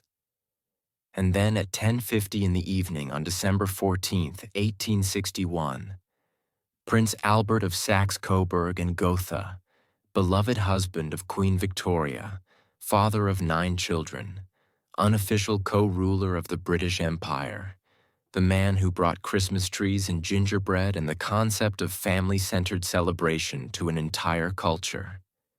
He stops breathing. Just stops. One moment he is there struggling and suffering, but there, and the next moment he is not. The room is exactly the same. The candles still flicker, the fire still burns in the grate. But Albert is gone, and Victoria's world ends. She does not scream. Not at first. She just stares at him, waiting for the next breath that will not come. Waiting for him to open his eyes and tell her this is all a mistake. Waiting for the impossible. And then, when the impossible does not happen, when the doctors confirm what she already knows, she collapses. Not physically, she remains standing. But something inside her breaks so completely that she will never be whole again. She makes a sound, not quite a scream, not quite a wail, but something primal and terrible that makes everyone in the room flinch. The sound of a soul being torn in half. She throws herself on his body, holds him, tries to will warmth back into him through the force of her love. But love cannot resurrect the dead. Love cannot undo typhoid fever or chronic illness, or whatever combination of factors finally killed Albert at the age of 42. Love can only endure and grieve and break itself against the immovable fact of death. They have to physically pull her away from him. She does not want to leave, cannot bear to leave. How can she go when Albert is still here, still present in some way, even if his soul has departed? But eventually, exhausted and devastated, she allows herself to be led back to her own rooms. She does not sleep. How can she sleep? Instead, she writes in her diary, and what she writes is so raw, so completely unguarded, that reading it feels almost intrusive, like witnessing something too private, too sacred to be shared. She writes about how this cannot be real, about how she keeps expecting to wake up and find it was all a nightmare, about how Albert was too pure and too good for this world, and God has taken him because heaven needed him more than she did. But even as she writes these pious sentiments, you can feel the rage underneath, the fury at a God who would take her husband, the absolute incomprehension of a universe that would allow this to happen. She writes, "My life as a happy one is ended. The world is gone for me." And she means it. She's not being dramatic or hyperbolic. She genuinely believes that her life is over, that everything that made existence bearable has been stripped away, that she is now just going through the motions, waiting for death to reunite her with Albert. The funeral happens quickly. December 23rd, just 9 days after his death. It is held at St. George's Chapel at Windsor, and it is private, intimate. Victoria insists on this. No state funeral, no public spectacle. This grief is too raw, too personal to be performed for the masses, just family, just the people who loved him. But here is what you need to understand. Victoria's grief does not end with the funeral. It does not end in a week or a month or a year. It continues for the remaining 40 years of her life. She wears black every single day from December 14th, 1861, until her own death on January 22nd, 1901. 40 years, 14,600 days in mourning clothes in widow's weeds that proclaim to the world, "I have lost everything that mattered." And it is not just the clothing. Albert's rooms in every royal residence are kept exactly as he left them. His clothes laid out on the bed each morning as if he might return to wear them. Hot water brought to his dressing room for the shave he will never take. His hairbrush on the dresser, his papers on his desk, everything frozen in time, preserved like a shrine to what was and can never be again. Is this healthy? Is this a proportionate response to grief? The psychiatrists and therapists of our time would probably say no. They would talk about complicated grief, about the importance of processing loss and moving forward. They would be concerned about Victoria's mental health, about whether she is experiencing clinical depression that needs treatment. But I am not here to judge Victoria's grief. I am here to witness it, to understand it, to recognize that when you love someone as completely as Victoria loved Albert, when your entire identity becomes intertwined with theirs, when they're not just your spouse, but your partner, your advisor, your best friend, your co-parent, your everything. When you lose that person, the grief is not something you get over. It is something you carry for the rest of your life. And Christmas, how can Victoria possibly face Christmas without Albert? The holiday he brought to her, the traditions he taught her, the magic he created year after year with such love and care.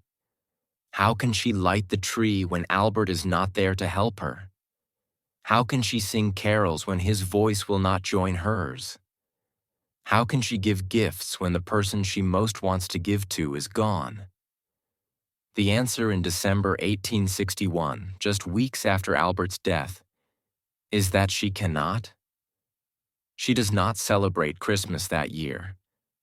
How could she? The thought of it is unbearable. The tree stays unlit. The carols stay unsung. The children receive gifts because Victoria is still their mother and she will not punish them for her grief. But there is no joy in it, no magic, just the hollow going through motions of rituals that have lost all meaning. And the British public, they do not know what to make of this. Their queen, who's been so visible, so engaged, so present, suddenly withdraws completely. She refuses to appear in public, refuses to perform her ceremonial duties, refuses to do anything except mourn. She stays at Windsor or at Balmoral in Scotland, or at Osborne House on the Isle of Wight, the places where she and Albert were happiest, and she grieves. People whisper, some are sympathetic. After all, Victoria and Albert's love was famous. Everyone knew how devoted they were to each other. Of course, she is devastated. Of course, she needs time. But as months turn to years and Victoria remains in seclusion, sympathy starts to curdle into frustration.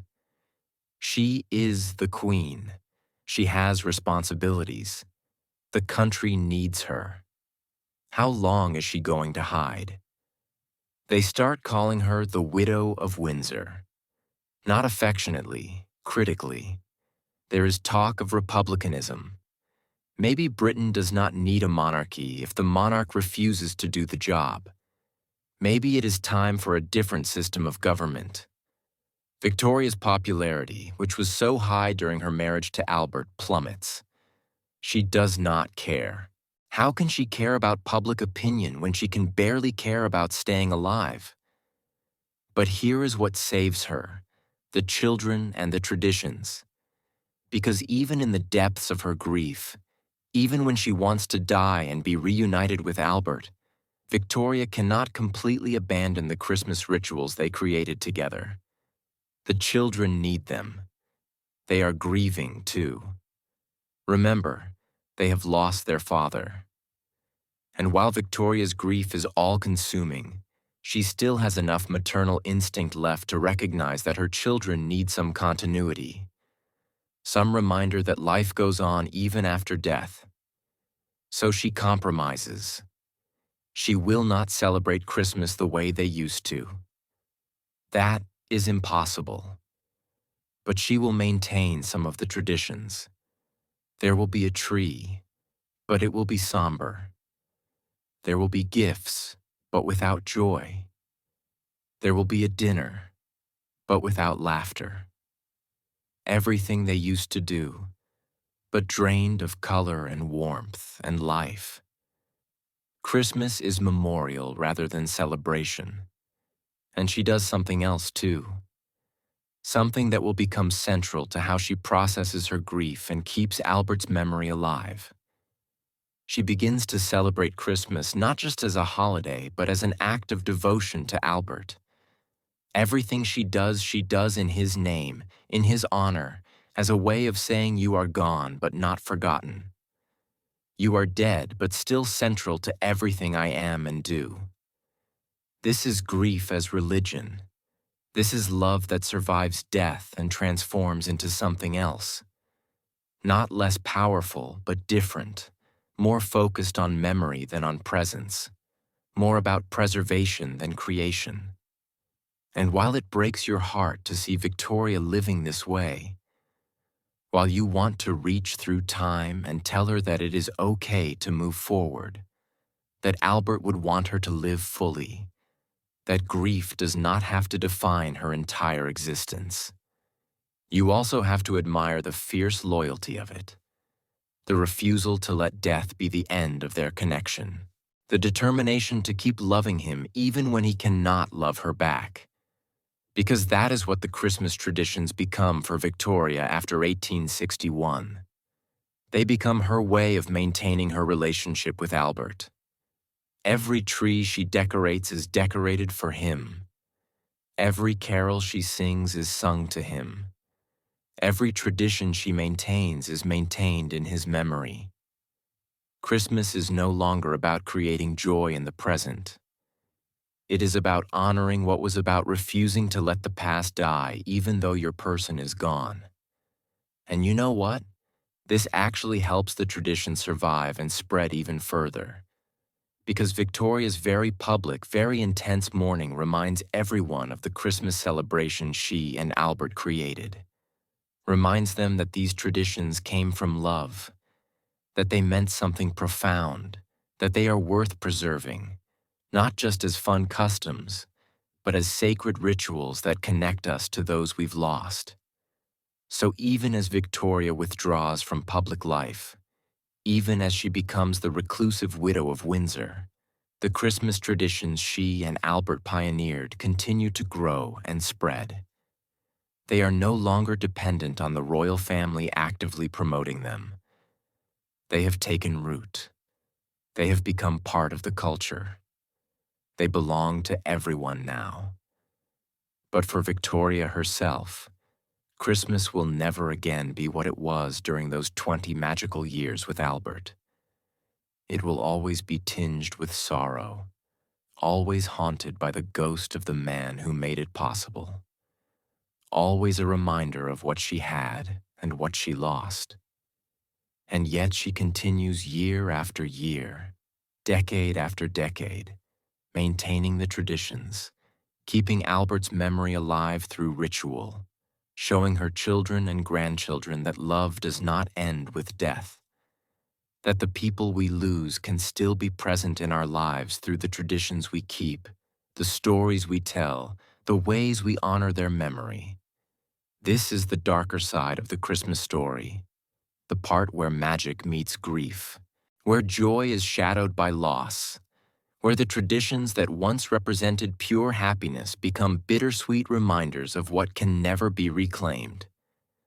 But it is also a testament to the power of love, to the way it endures, to the way it shapes us and changes us, and continues to influence our choices long after the person we loved is gone. Victoria will live another 40 years after Albert's death. 40 years of Christmas without him.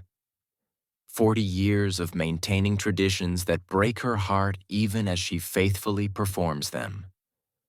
40 years of proving that love, real love, the kind that Victoria and Albert shared, does not end when the beloved dies. It transforms, it adapts, it finds new ways to exist even in the absence of the beloved. And as we move forward now, as we look at what those decades of mourning mean for Victoria and for Christmas, and for the legacy they created together, we carry this understanding with us, that behind every tradition, there is often grief as well as joy, that the rituals that bring us comfort often exist because someone somewhere needed a way to survive loss. That Christmas itself, with all its emphasis on light in darkness, on hope in despair, on love triumphing over death, is the perfect vehicle for expressing this complex truth. Victoria's mourning is not the end of the story. It is a transformation, a deepening, a demonstration that love does not end when the beloved dies. It continues. It endures. It manifests in different ways. And the Christmas traditions that Victoria and Albert created together, they become her way of proving that their love, their partnership, their 20 years of building something beautiful together, all of that still matters. All of that is still alive even when half of the partnership is gone. Years pass, 5, 10, 20. And every December, Victoria faces the same impossible task: How to celebrate Christmas when the person who made it magical is gone. How to maintain traditions that were created from love when half of that love has been torn away. How to light candles on a tree without remembering the way Albert used to do it. Carefully, methodically, making sure each flame was secure before moving to the next. But here is what grief teaches you. If you survive it long enough, you cannot freeze time. You cannot keep everything exactly as it was. The world moves forward whether you want it to or not. Children grow up. Grandchildren are born. Life insists on continuing even when you wish it would stop. And slowly, painfully, Victoria discovers something unexpected. The Christmas traditions she wants to abandon because they hurt too much. They are also the things that keep her connected to Albert, that make him still present in some way, that allow their love to continue even though death has separated them. So she finds a new way, not the joyful celebrations of those 20 years with Albert, but not complete abandonment either. Something in between, a way of honoring what was while acknowledging what is. And in doing so, she creates yet another model for how to grieve, how to remember, how to keep love alive through ritual and tradition even when your heart is broken. Let me show you what Christmas looks like for Victoria in the decades after Albert dies. Because this is important. This is how traditions survive trauma, how they adapt to accommodate loss, how they become even more meaningful because they are now wrapped not just in joy but in memory and longing, and the bittersweet ache of what can never be recovered. December 1862. The first Christmas after Albert's death. Victoria cannot bear to go to Windsor. Too many memories. The blue room where he died, the rooms they shared, the places where they celebrated all those magical Christmases together. She cannot face it, so she makes a decision that will become her new pattern. She goes to Osborne House, their holiday home on the Isle of Wight. Osborne is different. Osborne is where they went to escape court life to be just a family.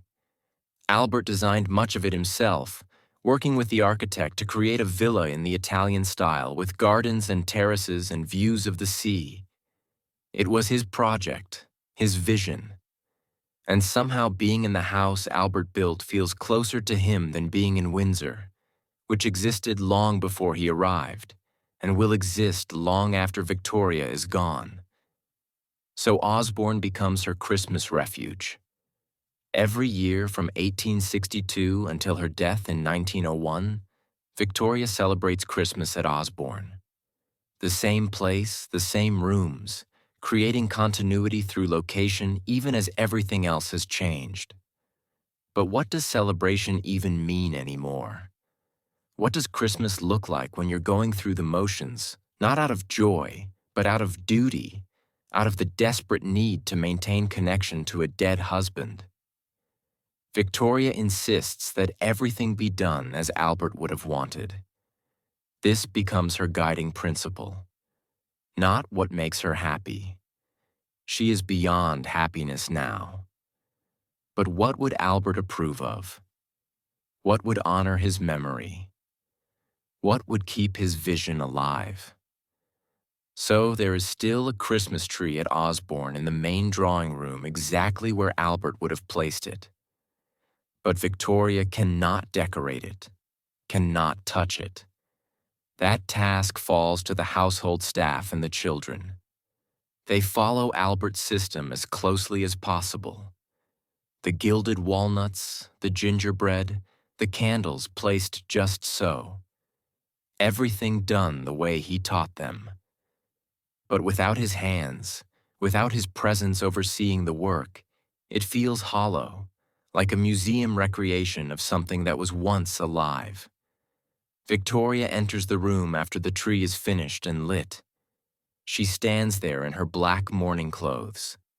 She will wear nothing else for the rest of her life. and she looks at the tree through tears. Is it beautiful? Yes. Does it remind her of Albert? Devastatingly so. Does it bring comfort or pain? Both. Always both.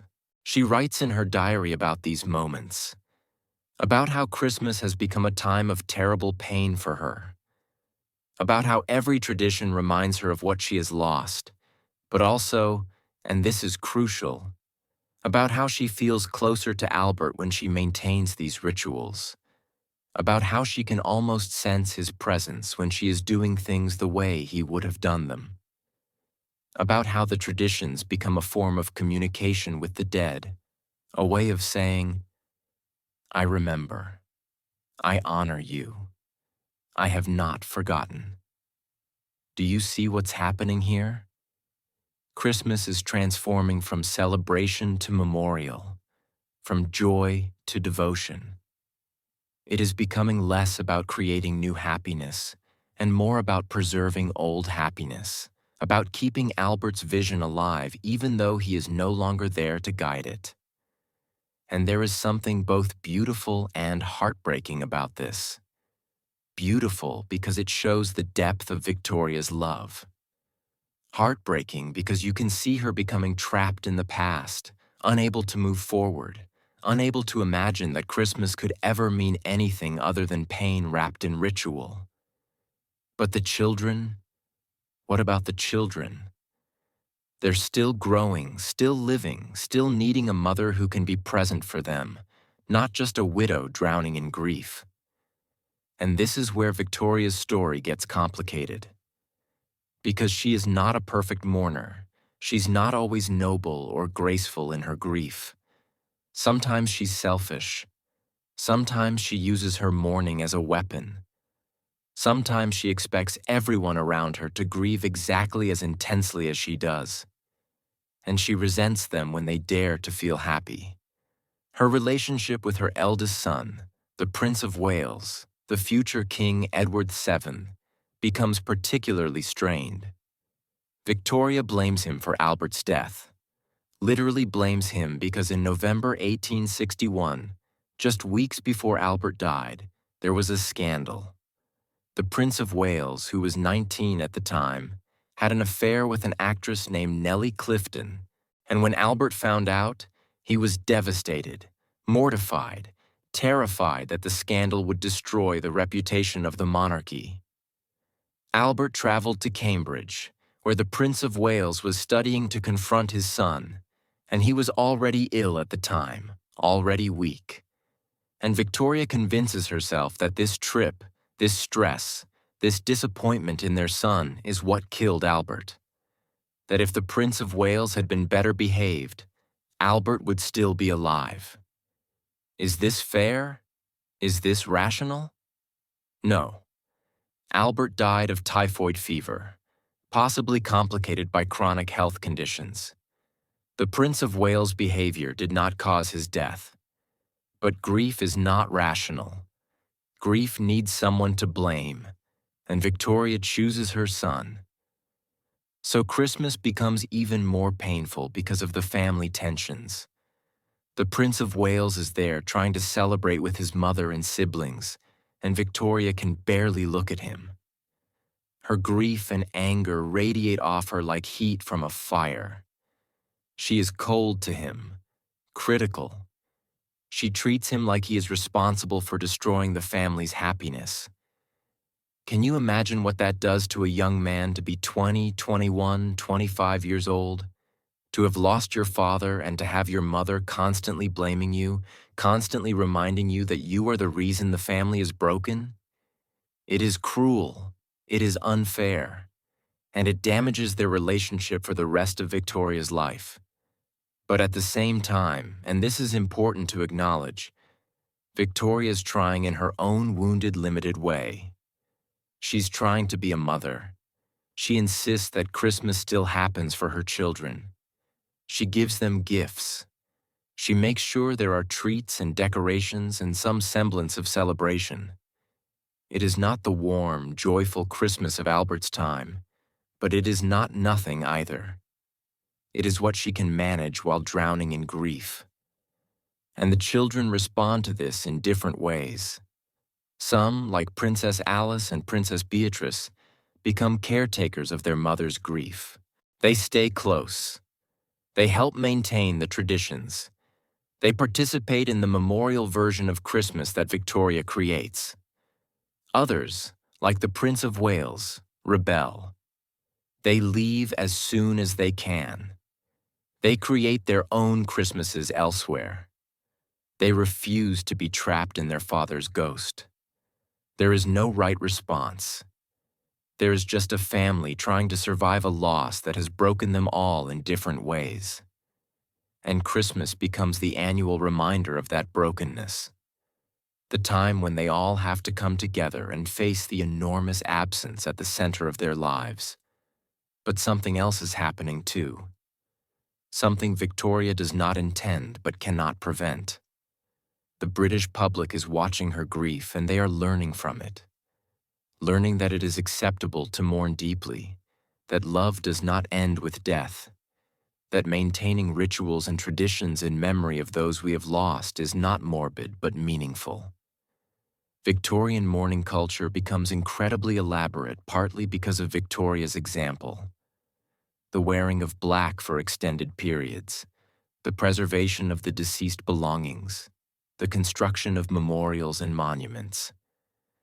All of this gets amplified and normalized because the Queen does it. If she can grieve publicly and intensely, then so can everyone else. And Christmas becomes part of this mourning culture. It becomes a time when you remember those who have died, when you honor their memory, when you tell stories about past celebrations that included them, when you light candles not just for joy, but for remembrance. This is different from the pure celebration that Victoria and Albert created together. But it is not less meaningful. In some ways, it is more meaningful because it acknowledges the full complexity of human experience. The fact that holidays can be joyful and painful at the same time, that we can celebrate while also grieving, that the people we have lost can still be present at the table through memory and tradition and the stories we tell. Now let me tell you about one specific tradition that becomes central to Victoria's mourning Christmas. Every year at Osborne, she has Albert's bust brought to the dinner table. Not a painting, not a photograph, an actual marble bust sculpted from life while he was alive, and it sits there in a place of honor, as if Albert is joining them for Christmas dinner. Is this strange? By our modern standards, yes, deeply strange. But for Victoria, it makes perfect sense. Albert should be at the Christmas table. He created these traditions. This is his celebration as much as hers. So his image, as permanent and unchanging as marble, takes his place, and everyone eats and talks and celebrates while this white stone face watches over them. The children get used to it. The grandchildren born after Albert died grow up thinking this is normal. That, of course, there is a bust of grandfather at Christmas dinner. That, of course, grandmother wears only black and talks about grandfather constantly and organizes everything around his memory. This is just how things are, how they have always been as far as the younger generation knows. And in a way, this is how traditions survive and evolve. The next generation does not remember the original version. They only know the adapted version, the one shaped by grief. And they take that version and make it their own, adding their own modifications, their own meanings, until eventually it becomes something new, while still carrying traces of what it was. By the 1870s and 1880s, Victoria has been mourning for 10, 20 years, and she is finally starting to emerge from complete seclusion. Not because her grief has lessened, it has not, but because her ministers and advisors and even her children convince her that she has responsibilities, that the monarchy is in danger if she continues to be invisible, that she needs to be queen again, not just the widow of Windsor. So she compromises. She will perform some public duties. She will appear at ceremonies and celebrations, but she will not give up her mourning. She will not pretend to be happy. She will be Victoria Regina, queen and widow, forever marked by loss. And Christmas remains at Osborne, remains wrapped in Albert's memory, remains both celebration and memorial. But slowly, gradually, it expands again. The grandchildren bring new energy, new joy, new life that cannot be suppressed even by the weight of Victoria's grief. They play and laugh and run through the halls of Osborne. They're excited about Christmas in a way that is pure and uncomplicated. And Victoria, watching them, feels something she's not felt in years. A faint stirring of pleasure, of warmth, of connection to life. Instead of just to death. She's still in mourning. She will always be in mourning. But she is learning that mourning and living are not mutually exclusive. That you can honor the dead while also embracing the living. That the Christmas traditions she and Albert created can serve both purposes, keeping his memory alive while also creating new memories with the next generation. This is the wisdom that comes from surviving grief. Not conquering it, not getting over it, but surviving it. Learning to carry it. Learning that love persists through loss, and that traditions can be both backward-looking and forward-looking at the same time. By the 1890s, Victoria's in her 70s. She's been queen for over 50 years. She's been a widow for 30 years. And Christmas at Osborne has become an institution. The royal family gathers there every year. 3, sometimes 4 generations together.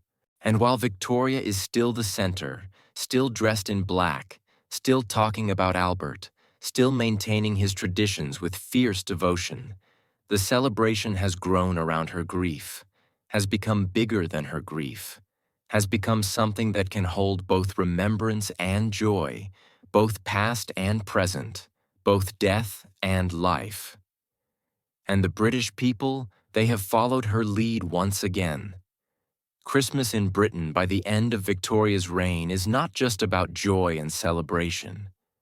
It is also about remembrance, about honoring those who are gone, about acknowledging that the holidays can be bittersweet, especially for those who are missing someone, about creating space for grief alongside happiness.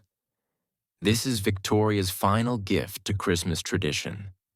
Not the trees or the carols or the gift-giving. She and Albert gave those together. But this understanding that Christmas can hold complexity, that it does not have to be perfect or purely happy to be meaningful. That love expressed through memory and ritual is still love, still valid, still powerful. And as we approach the end of Victoria's story, as we move toward the final Christmas, she will celebrate the final chapter of this love story that began so long ago in a cold palace with the lonely girl dreaming of connection. We carry this understanding with us, that the traditions Victoria and Albert created together survived not in spite of grief, but because of it.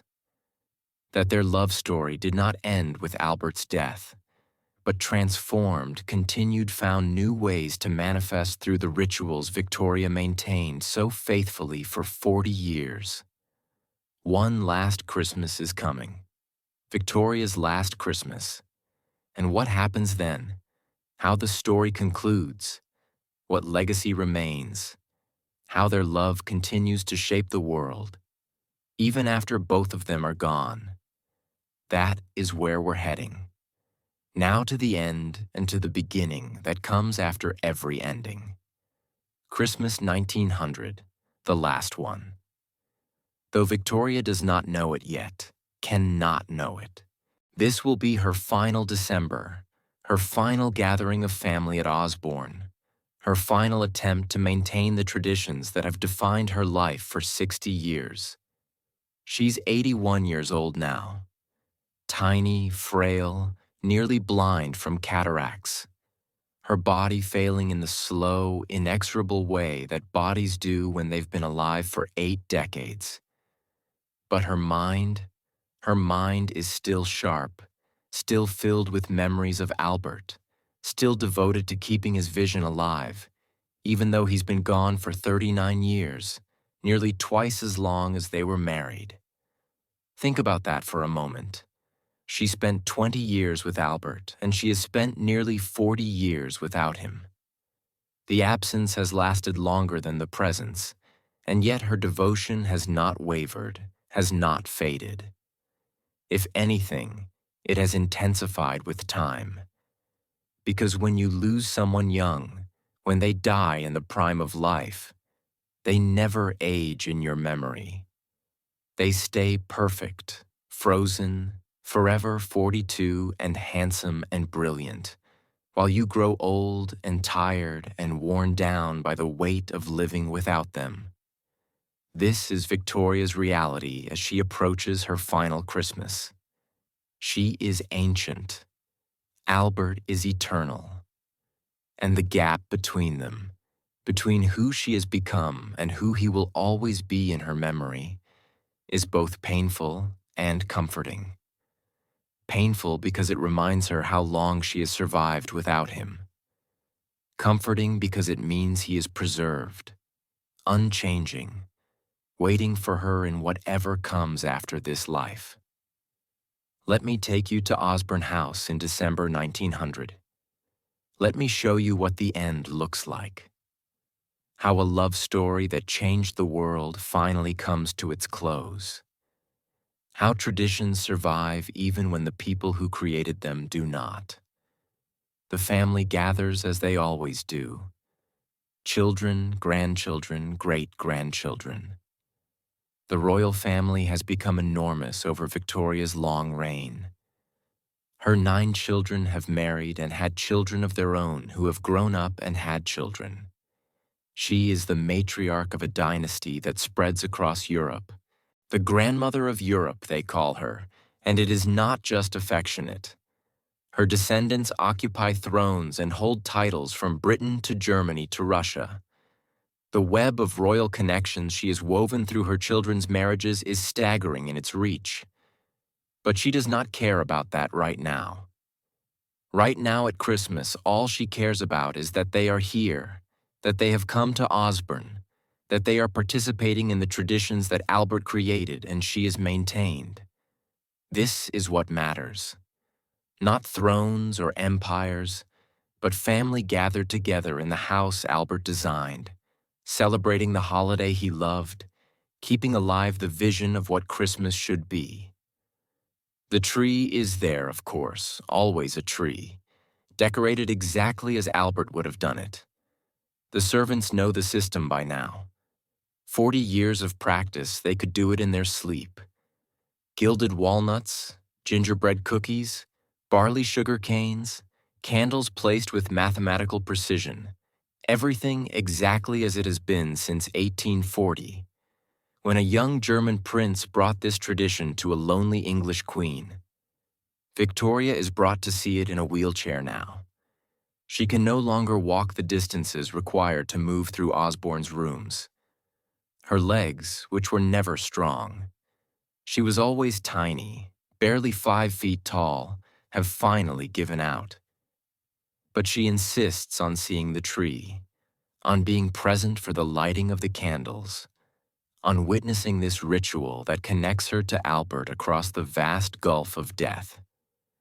They wheel her into the drawing room. The family parts to let her through this ancient woman in black, who has been the fixed point of their universe for as long as most of them can remember. The younger ones have never known a queen who wore colors, have never seen Victoria in anything but mourning. To them, this is just who she is. The eternal widow. The woman who loves a ghost. The candles are lit. one by one. The tree begins to glow. And Victoria sits there, her clouded eyes trying to focus, trying to see through the cataracts to the beauty she knows is there. Can she see it clearly? Probably not. But she has seen it so many times before. Has it memorized? The exact pattern of light and shadow. The way the candles make the ornaments shimmer. The magic of a tree transformed by fire into something almost holy. She cries. She always cries. For 39 years, she has cried when the Christmas tree is lit.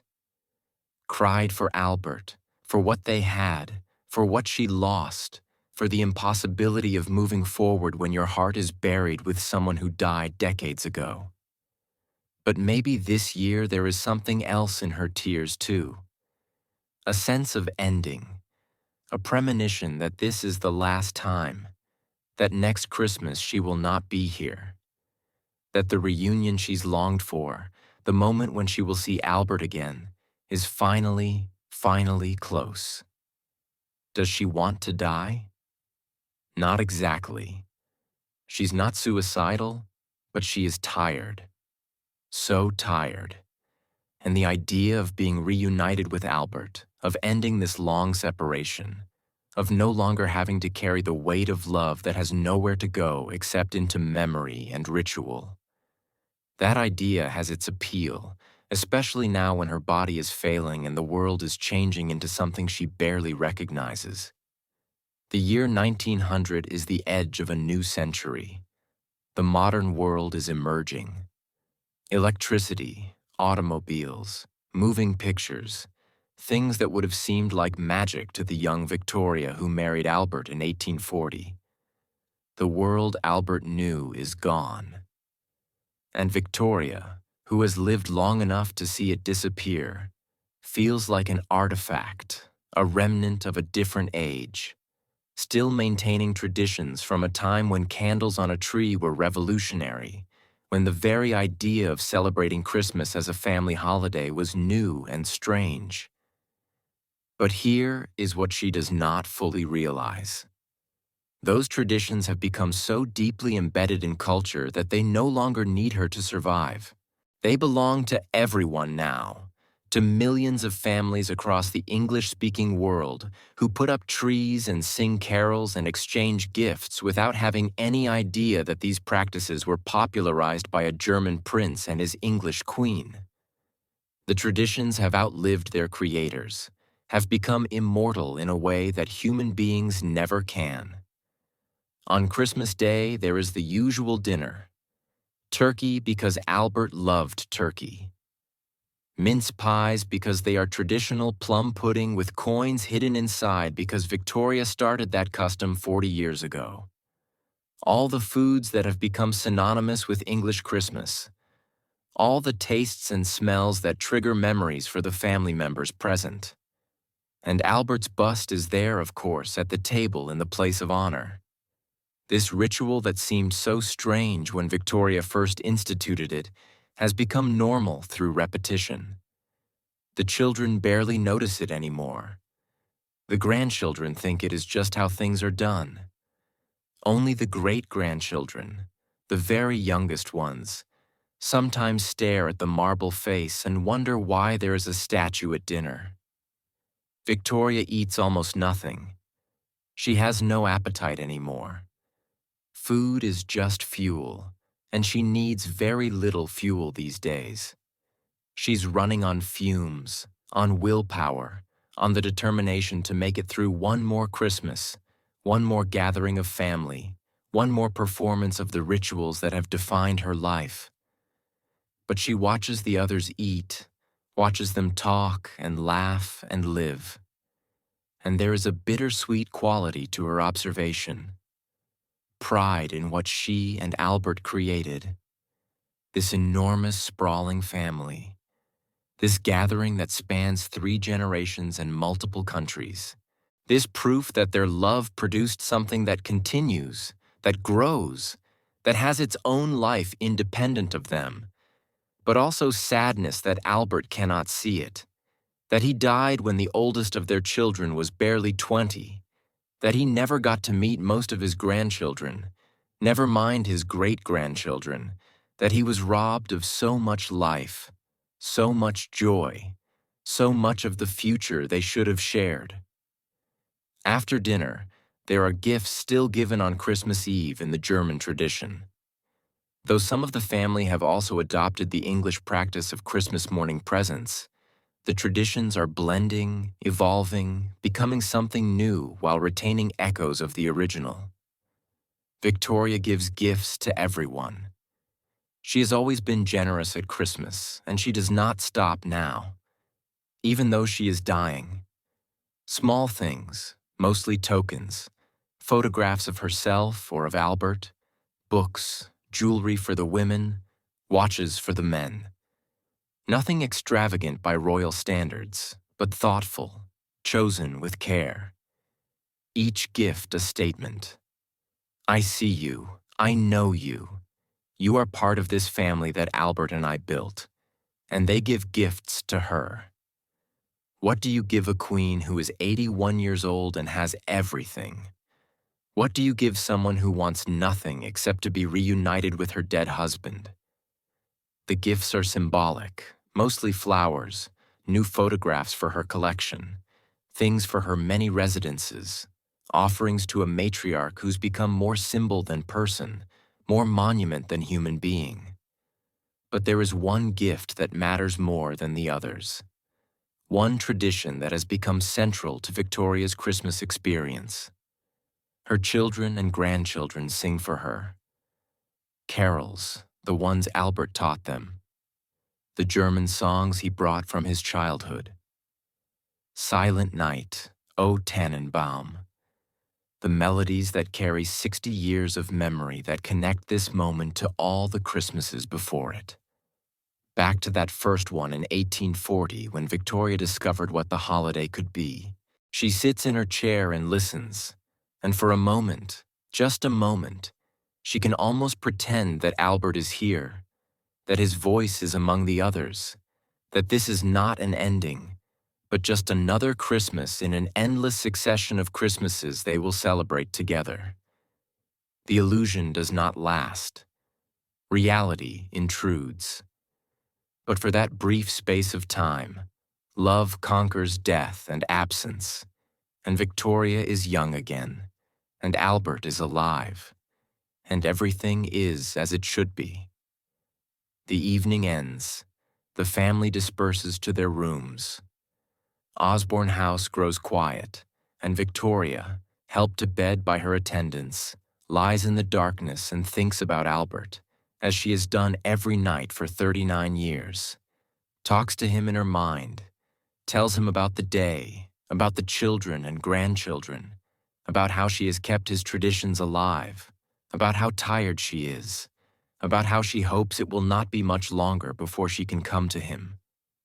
She does not know that she has less than a month to live, that on January 22nd, 1901, she will die at Osborne House with her children around her, just as Albert died at Windsor with his family present.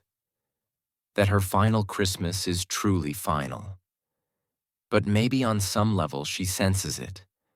Maybe that is why this Christmas feels different, more weighted, more like a farewell. January arrives. The new century has officially begun. 1901. Victoria grows weaker. She cannot get out of bed anymore, can barely stay awake. Her body is shutting down system by system, preparing for the end. Her children gather again, not for celebration this time, but for vigil, waiting for the inevitable. And on the 22nd of January, at 6:30 in the evening, Victoria dies peacefully, quietly, surrounded by family, including her eldest son, the one she blamed for Albert's death, but who she's made peace with in these final years. Wilhelm, her grandson, the Kaiser of Germany, holds her as she takes her last breath. And then it is over. 63 years as queen, 81 years of life, 40 years of widowhood, all of it finished in a moment. But here's the thing about Victoria's death, the thing that shows the depth of her love for Albert, the way it shaped every single aspect of her life, including its ending. When they prepare her body for burial, they follow instructions she left years ago, detailed specific instructions about what should be placed in her coffin. Albert's dressing gown is laid beside her, the one he wore in life, the fabric still carrying perhaps some faint trace of his scent, though 40 years have passed since he last touched it. A plaster cast of his hand is placed in her coffin too, so she can hold his hand even in death. Photographs of him, letters he wrote to her, a lock of his hair, everything she needs to make the journey from this world to whatever comes next, where she must believe Albert is waiting for her. This is love that transcends death. Love that refuses to be limited by mortality. Love that says, I am yours even when we are separated by the boundary between life and death. And I will carry you with me in every way I can until we are reunited. The funeral is massive. State funeral, the largest Britain has seen. People line the streets to watch the procession, not because they particularly loved Victoria in her later years. Remember, she was the widow of Windsor, often unpopular, often criticized for her absence from public life. But because she represents an entire era, because she's been queen longer than anyone alive can remember, because her death is the end of an age. And do you know what happens after Victoria dies? The Christmas traditions continue. Of course they continue. They are not dependent on her anymore. They belong to the culture now, to millions of families who celebrate exactly the way Victoria and Albert taught Britain to celebrate without even knowing they are following a template created by a royal couple 60 years earlier. The Christmas tree, the carols, the family gathering, the gift-giving, the turkey dinner, the stockings hung by the fireplace, the cards sent to friends and family. All of it continues, spreads even further, crosses more borders, becomes so universal that people think it has always been this way, that Christmas has always looked like this, that these traditions are ancient and eternal rather than relatively recent and created by two specific people who loved each other desperately. This is the ultimate victory of Victoria and Albert's love. Not that they were happy together, though they were for 20 years profoundly happy. Not that they influenced their own time, though they did enormously, but that they created something that outlasted them, that continues to bring joy and connection and meaning to millions of people who will never know their names, never read their love letters, never understand that the Christmas they celebrate was invented by a lonely queen and a serious prince who found each other and decided to build something beautiful together. Victoria is buried at Frogmore in the mausoleum that was built for Albert 40 years earlier. They designed it together actually in the years before his death, planned where they would lie side by side for eternity. And now, finally, after 4 decades of separation, they are together again. 2 marble effigies lying next to each other, frozen in time, forever young in death, even though Victoria was ancient when she died. And around the world, people continued to celebrate Christmas, to put up trees and light candles and gather their families and exchange gifts and sing carols. They do it without thinking about Victoria and Albert, without knowing that what they are doing is an act of remembrance, a ritual that keeps alive in however diluted a form the love story of 2 people who've been dead for over a century, but whose influence persists in the most ordinary everyday moments of our lives. This is immortality. Not living forever in your own body, but living forever in the traditions you create. in the ways you shape culture, in the ripples you send out into the world that continue long after you're gone. Victoria and Albert are both dead, but their Christmas, the one they invented together, the one they refined through 20 years of marriage and 40 years of widowhood, their Christmas is alive, thriving, growing, evolving, touching lives in ways they never could have imagined. And as we come now to the end of their story, as we prepare to step back and see the full scope of what they accomplished, what they created, what they gave to the world, we carry this understanding with us.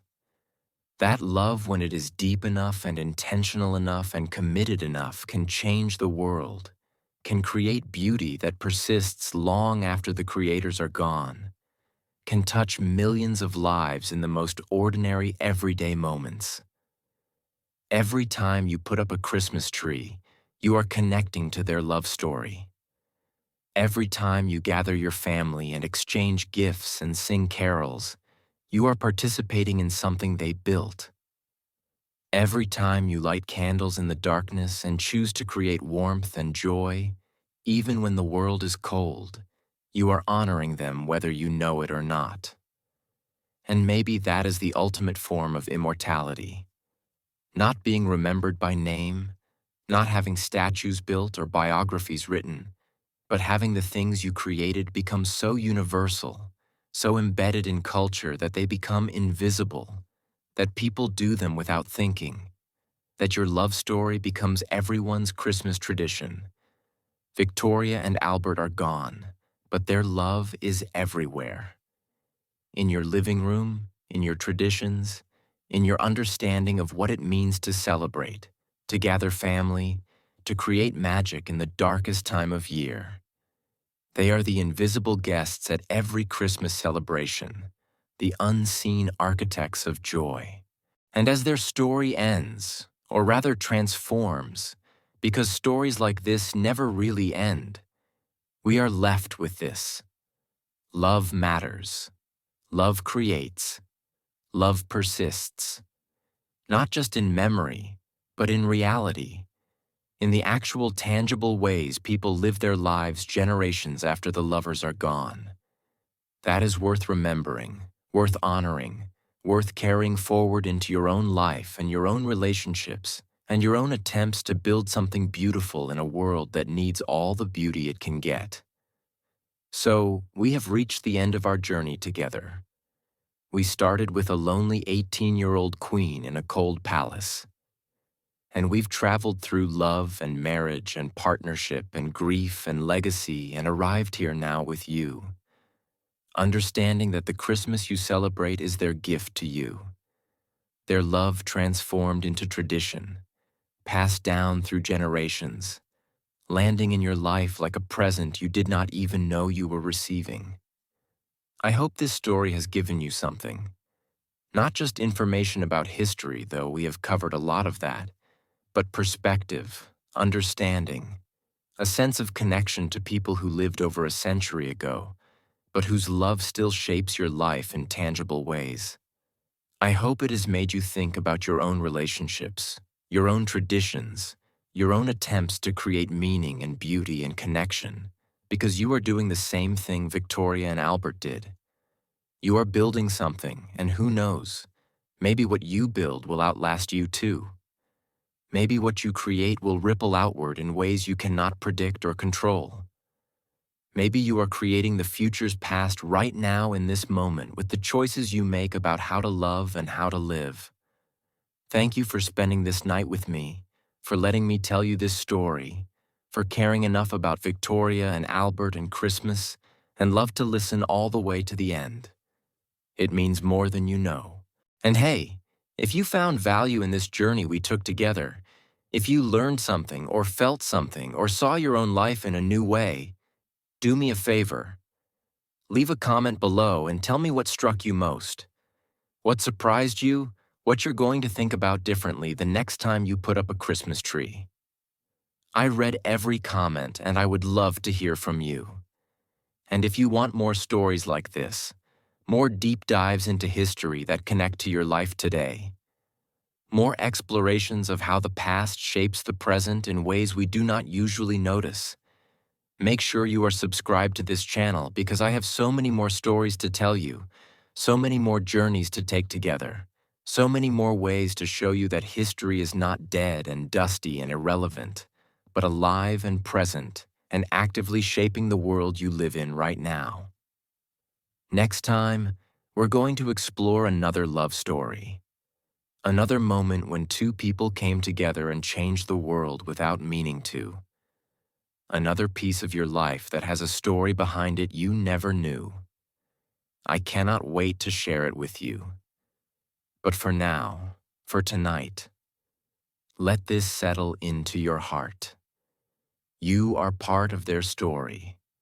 Victoria and Albert's love story is your story too, because you live it every Christmas. And that connection across time, across death, across the vast gulf between the Victorian era and the modern world, that connection is real, is powerful, is beautiful. Sleep well, my friends. Dream of candlelit trees and gingerbread, and love that survives everything the world throws at it. And when you wake up, when you go about your life, when you celebrate your next Christmas, remember where it came from. Remember the winter love that warmed the world. Remember Victoria and Albert. And let their story inspire you to create your own traditions. Build your own legacy. Love deeply enough that it echoes long after you're gone. Until next time, thank you. Good night. And Merry Christmas whenever you celebrate it, however you celebrate it with the full knowledge now of where that celebration really comes from. This is your storyteller signing off. But the story never really ends. It just keeps going in you, in your traditions, in every Christmas tree that glows in the darkness. That is the magic. That is the gift. That is the winter love of Queen Victoria. Alive and well in the 21st century. Sweet dreams.